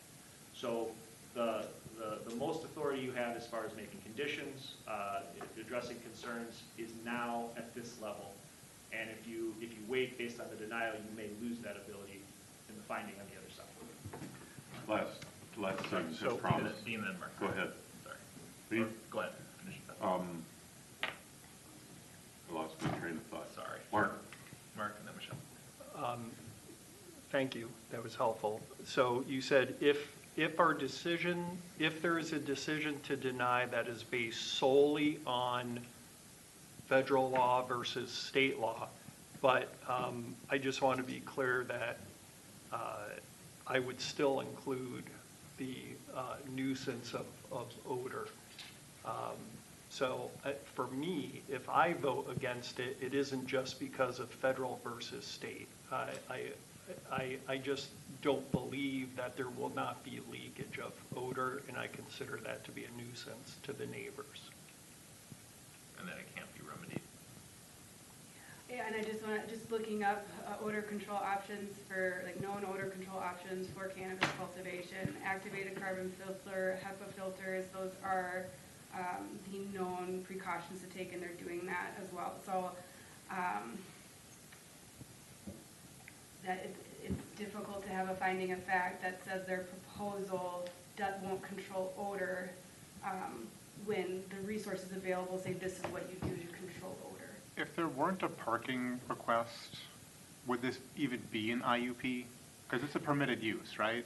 We wouldn't even. No, there wouldn't be an IUP if there wasn't a request to not have a formal parking lot. So we should really limit our scope to the parking lot Agreed. in making this decision. I mean, if I were state legislator, I would not have voted for 342. I disapprove of it. I think it was a mistake. That's not the seat that I'm in. That's not the race that I ran. That's not the authority that's been given to this body. So in terms of mitigation, I like the idea on the security side. If you want to conceal your address and your business dealings with other entities, that would probably be a good idea. If we are worried about odor, maybe we have a requirement for some kind of a garden that would have, lavender and mint and things in it to try to muffle any scent. Covered in the winter time. That's true, but it will in the summer when people are Well, outside. maybe. So those are the two things that I would throw in as potential additional mitigation. Just real quick, and this might change my mind on the current motion that's on the dais here, is any reasonable complaint given is brought back to the council and the interim use permit is reviewed. Is that a problem? So the interim use permit, again, is specific to parking. So if we receive bona fide complaints about parking that go unaddressed, then yes, it would be brought forward back to council. Only the park? And it's And only the parking. complaint late. The IUP is not You for can't the see cannabis. it. Because Yeah. everything else is permitted, so to speak. Correct. Except that it's illegal Yes. in federally. And if there's issues with their license, that would be handled differently, but that'd be to the IUP. And Then why are we talking about smells being a possible issue? And Because, It's not regarding the IUP. yeah, But it is It's about just their the site site plan. plan. Right. site plan, but they propose measures that are seen as for the industry to control the odor. So But how if would- State requirement? again, I go And it back meets to the if state the odor requirement is as well. an issue, A the nuisance. state is the one that does it, not us, and I believe so for that, I believe because we have it in our zoning ordinance, Dwight and I would be able to go out and address it if we received a complaint. And then they are also proactively reviewing their property on a regular basis to see if there's also leakages. And then they had also mentioned that they plan to be in contact with their neighbors so that they understand if there is something that they're not catching. So I do think they have a proactive plan to address that. But yes, I think because there's something in our zoning ordinance, there could be a zoning situation where Dwight and I would be able to follow up under code enforcement, and then ultimately it's also a state issue as well. So here's my question. If we were to deny this and it goes to the state and it gets passed, what are our options then here in this city? What repercussions do we have? What changes? We still have a nuisance. If someone smelled it, we would still go out and do a nuisance and say what's going on. The biggest thing that would happen is where it essentially become a de facto conditional use permit for the parking, and we'd have no ability to curtail the parking. So that would be the biggest risk that I think we would run into. But we would, because if we got a complaint about too much parking in there, we would do something about it. But there would be no IUP with conditions It'd be to passed curtail it. without any conditions, because it would essentially be like if we didn't act on it within the 60 days. Right, but I'm saying though, anybody that doesn't have an IUP right now, if someone calls and complains and says they have 15 cars in their parking lot all the time, we wouldn't do anything about that? If the parking lot, if the If vehicles they are only in the had parking lot. 2 parking spots and there were 15 cars parked there because they were spreading out onto the street, we would do something about that. There's nothing to curtail it at this point, because the request is to reduce the parking requirements to 0, which do make sense with the business model proposed. And if we don't have any conditions saying, hey, this is when we'd want to reevaluate it, we don't want parking on the street, things like that, that we don't have any document to curtail that. All of a sudden, they have free reign. No, and I get that, but I'm saying if there was another, even just a resident that was parking on the street where they weren't supposed to be parking, It's a public street. we would address it though. It's a public street. They can theoretically park on it. Okay. So I Unless mean, we I have don't parking see like, restrictions for I don't snow. see what the difference is. I don't see that that's even an issue then. Because either you guys have to go out if we pass it and a complaint and go out there and then investigate and figure out what it is. Or they park on the street. I don't see that there's a difference in what the most the city can do in either situation. What I've drafted is what I think is something that is a plan for both the applicant to remain in compliance and for the staff to know, okay, they are working within the bounds of their approval. If the IUP were to all of a sudden be approved by de facto, there's no sunset clause, there's no, I would not recommend approving it without conditions, and there's clear conditions right now. So We wouldn't need a sunset plan though, because if they sell the house, that business is gonna go with them. So we wouldn't. It wouldn't have to if you didn't have it in IUP. It could stay there in perpetuity, and they could sell it to somebody else. So it doesn't. You've lost any control over that. Unless it's denied. We're saying if it's. You can only deny the parking. The question was, if you denied it and it went to the state, We have the the state site approved it plan. without condition. We can deny the site. Right, so Because of either the if we were nuisance. to accept it, or if it was denied, challenged in court, and the court decided. That was the condition that Councilmember Friedrich asked about, is if it went to the state and the state approved it, the city no longer has any authority in Any perpetuity. conditions we Anything. had on it, we lose. I'll also add, like, the landscaping they're doing for additional screening, that wouldn't be required anymore. The lighting plan wouldn't be required anymore, because that's a condition of approval. The request to disclose the personal vehicles, that wouldn't be required. Technically, us being aware of ongoing compliance with their license on the state, that wouldn't be required. So there are some things that we have conditioned related to the site plan that would become murky at best if we have now an approval without conditions. If I may. Members of council, the other thing I think you need to consider as far as the IUP goes is the IUP is really designed to be a benefit to the neighborhood. It's to increase the fit, right? They could probably build the lot that would be required without too much effort, but this is more to fit with the discretion and keep it a little more off the radar. So that's one thing to consider. The second part, as far as the site plan goes, the site plan, while we do have some ability to make sure, of course, the oversight from the state will come in as far as those restrictions, we should expect that that's what the state will hold them to. To Councilmember Langerman's point, the city would enforce any of its ordinances. It's a nuisance included in that, odor, anything else in that vein. So if they're exceeding it, it's an enforcement action on a complaint basis per any other complaint that comes to City Hall. But to think about this in terms of, is there something that you see in the site plan that could be added to improve that condition or to address that concern? It would be good to throw that out now for consideration. If not, another thing you can do is, if it's sufficient as far as state and staff, you can approve it on that basis, but obviously you're gonna keep an eye on it on an enforcement basis, and they know this. So just a couple other things for the council's consideration. Thank you. Appreciate it. Anything else? Or if we do have a motion and a second, copious discussion. Okay, I will call the vote then. All those, so the motion, just to clarify, to deny site plan and IUP.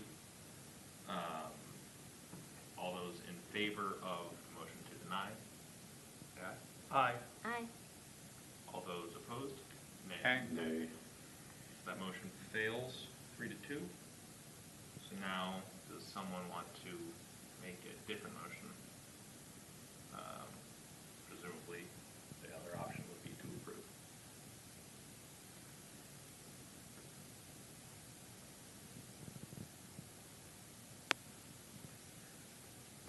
I got locked out. I talked too long, and I got locked out of that. Is it just the 103 resolution? Yeah, 2025-103. I'll make a motion to approve resolution 2025-103. Okay. Do we have a second? I will second that. Any discussion? I'm holding my nose because I don't like the state law, but this is the provenance allocated to us, and I think the restrictions make sense. The applicant seems to be okay with them, so I think it's the best option in front of us. And the thing that has changed my mind is that we would lose control of any conditions and stuff, that the chances are high. And it's really hard to say yes to this with my beliefs and such, and I've said no all along, but I do not want to lose those conditions or a chance of losing those conditions. So that's Can I my say something? discussion. I feel like the conditions, though they're important, aren't super relevant, because there's nothing we can do anyways.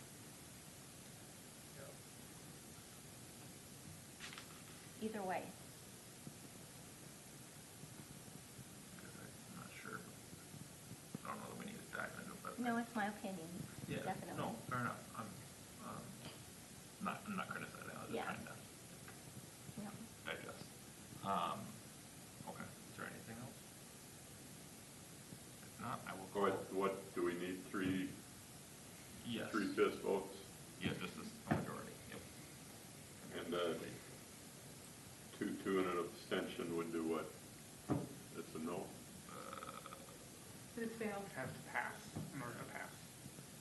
So you would need 3 now.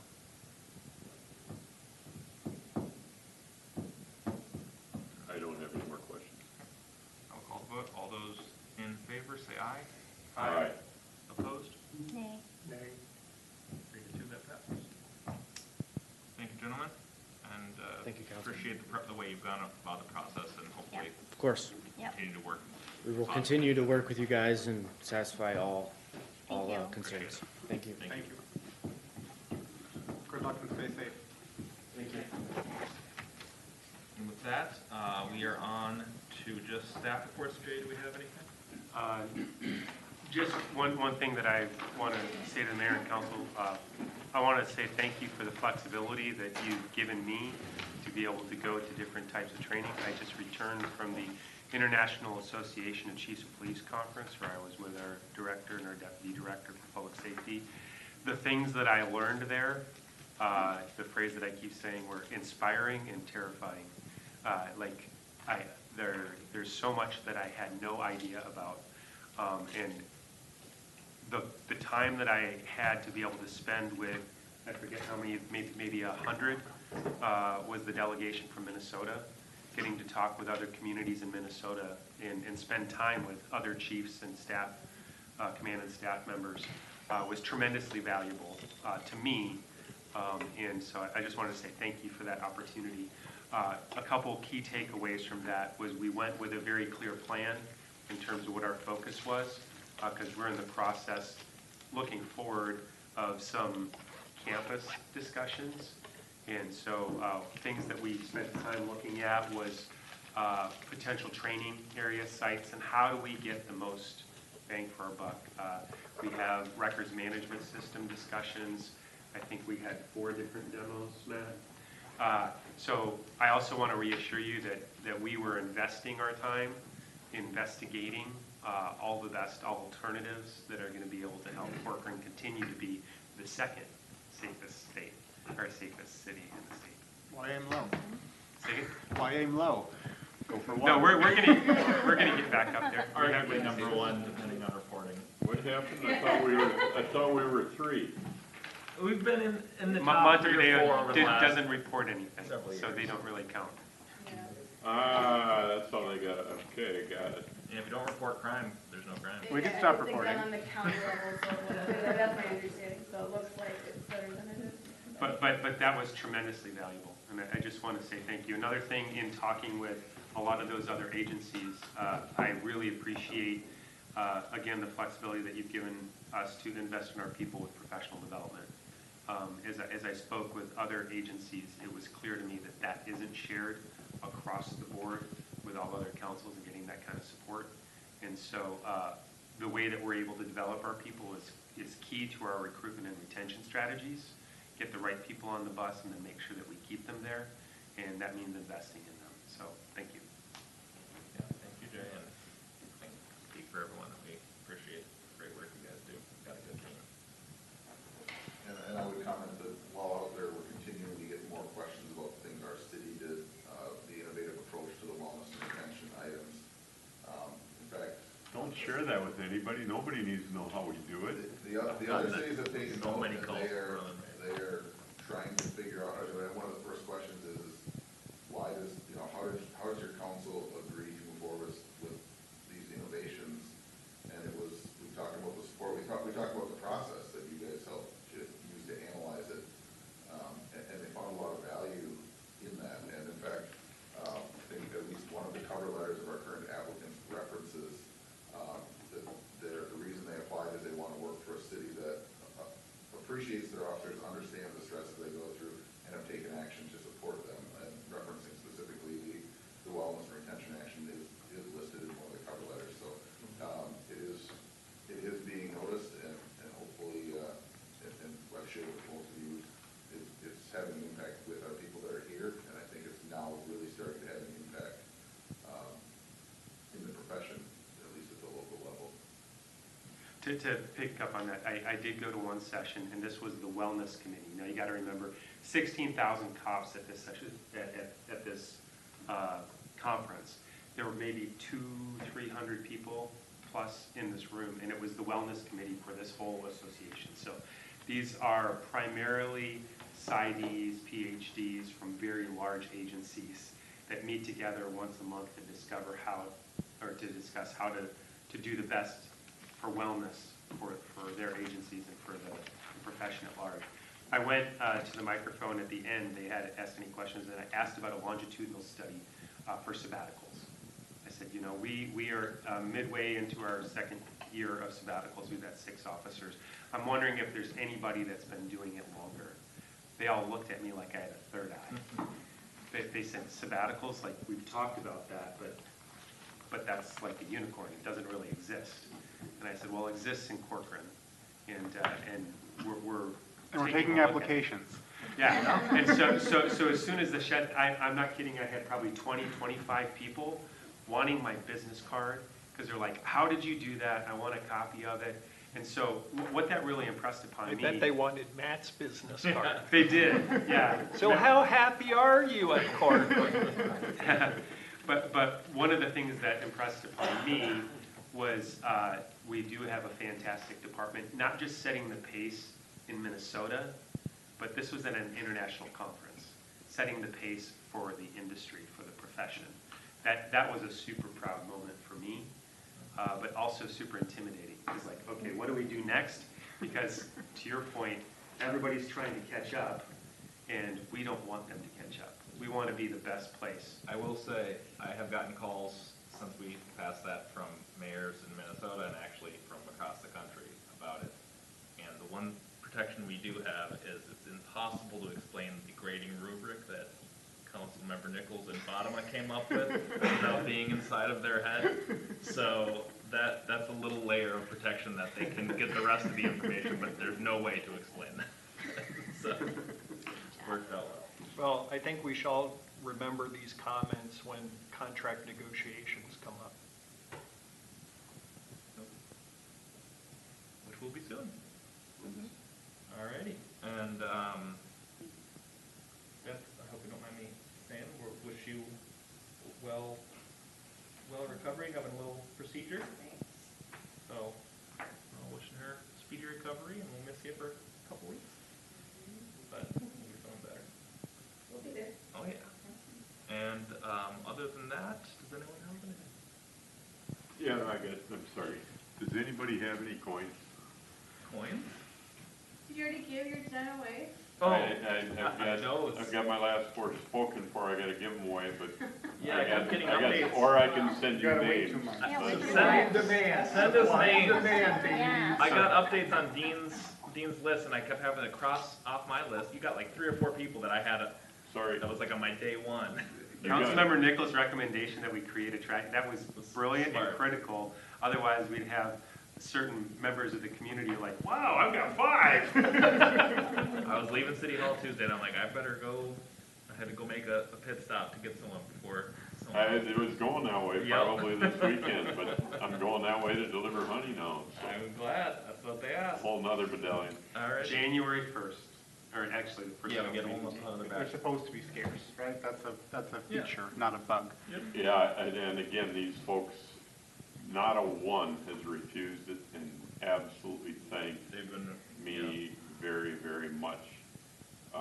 One actually did refuse it and suggested giving it to somebody else, so I respected that. But everyone else was speechless. The ones that I gave it to, they very much appreciate it. And great idea. Good, definitely. Good, time to go. Alright. 10:30. Just wanted to highlight upcoming meetings. The 13th, we have a work session at 5:30, meeting at 7. 25th, just a meeting That's correct. Just a at meeting. 7, and December 11th, just a meeting at 7, and that's it for the year. Don't forget the 25th is a Tuesday. And I Yes. will not be here for that one. We'll not be here for that one. It got changed from the 24th. Gotcha. Do we have 3 for that meeting? I will be here on the 22nd. 25th. 25th. December 25th? No. No. November 25th. Okay, gotta specify the month. Tuesday, That is November. also fine. We're not meeting on December 25th. Yeah, that's both my son's birthday Dean's got and a Christmas. He's got a busy day. I got a commitment, sorry. Yeah. But yeah, as long as we have 3 there, and just to double check, do we have everyone for the 11th? Because Yes. we'll need I'll be a here. super majority. It's my daughter's golden birthday, but I will be here. Bring her along. So make it a quick meeting. So I am working really hard to keep that as a light meeting. It's in your hands. All right. I'll bring the duct tape. And on that note, before Mark walks out, I'll entertain a motion to adjourn. So I'll make it. Second. All those in favor say aye. Aye. We're adjourned.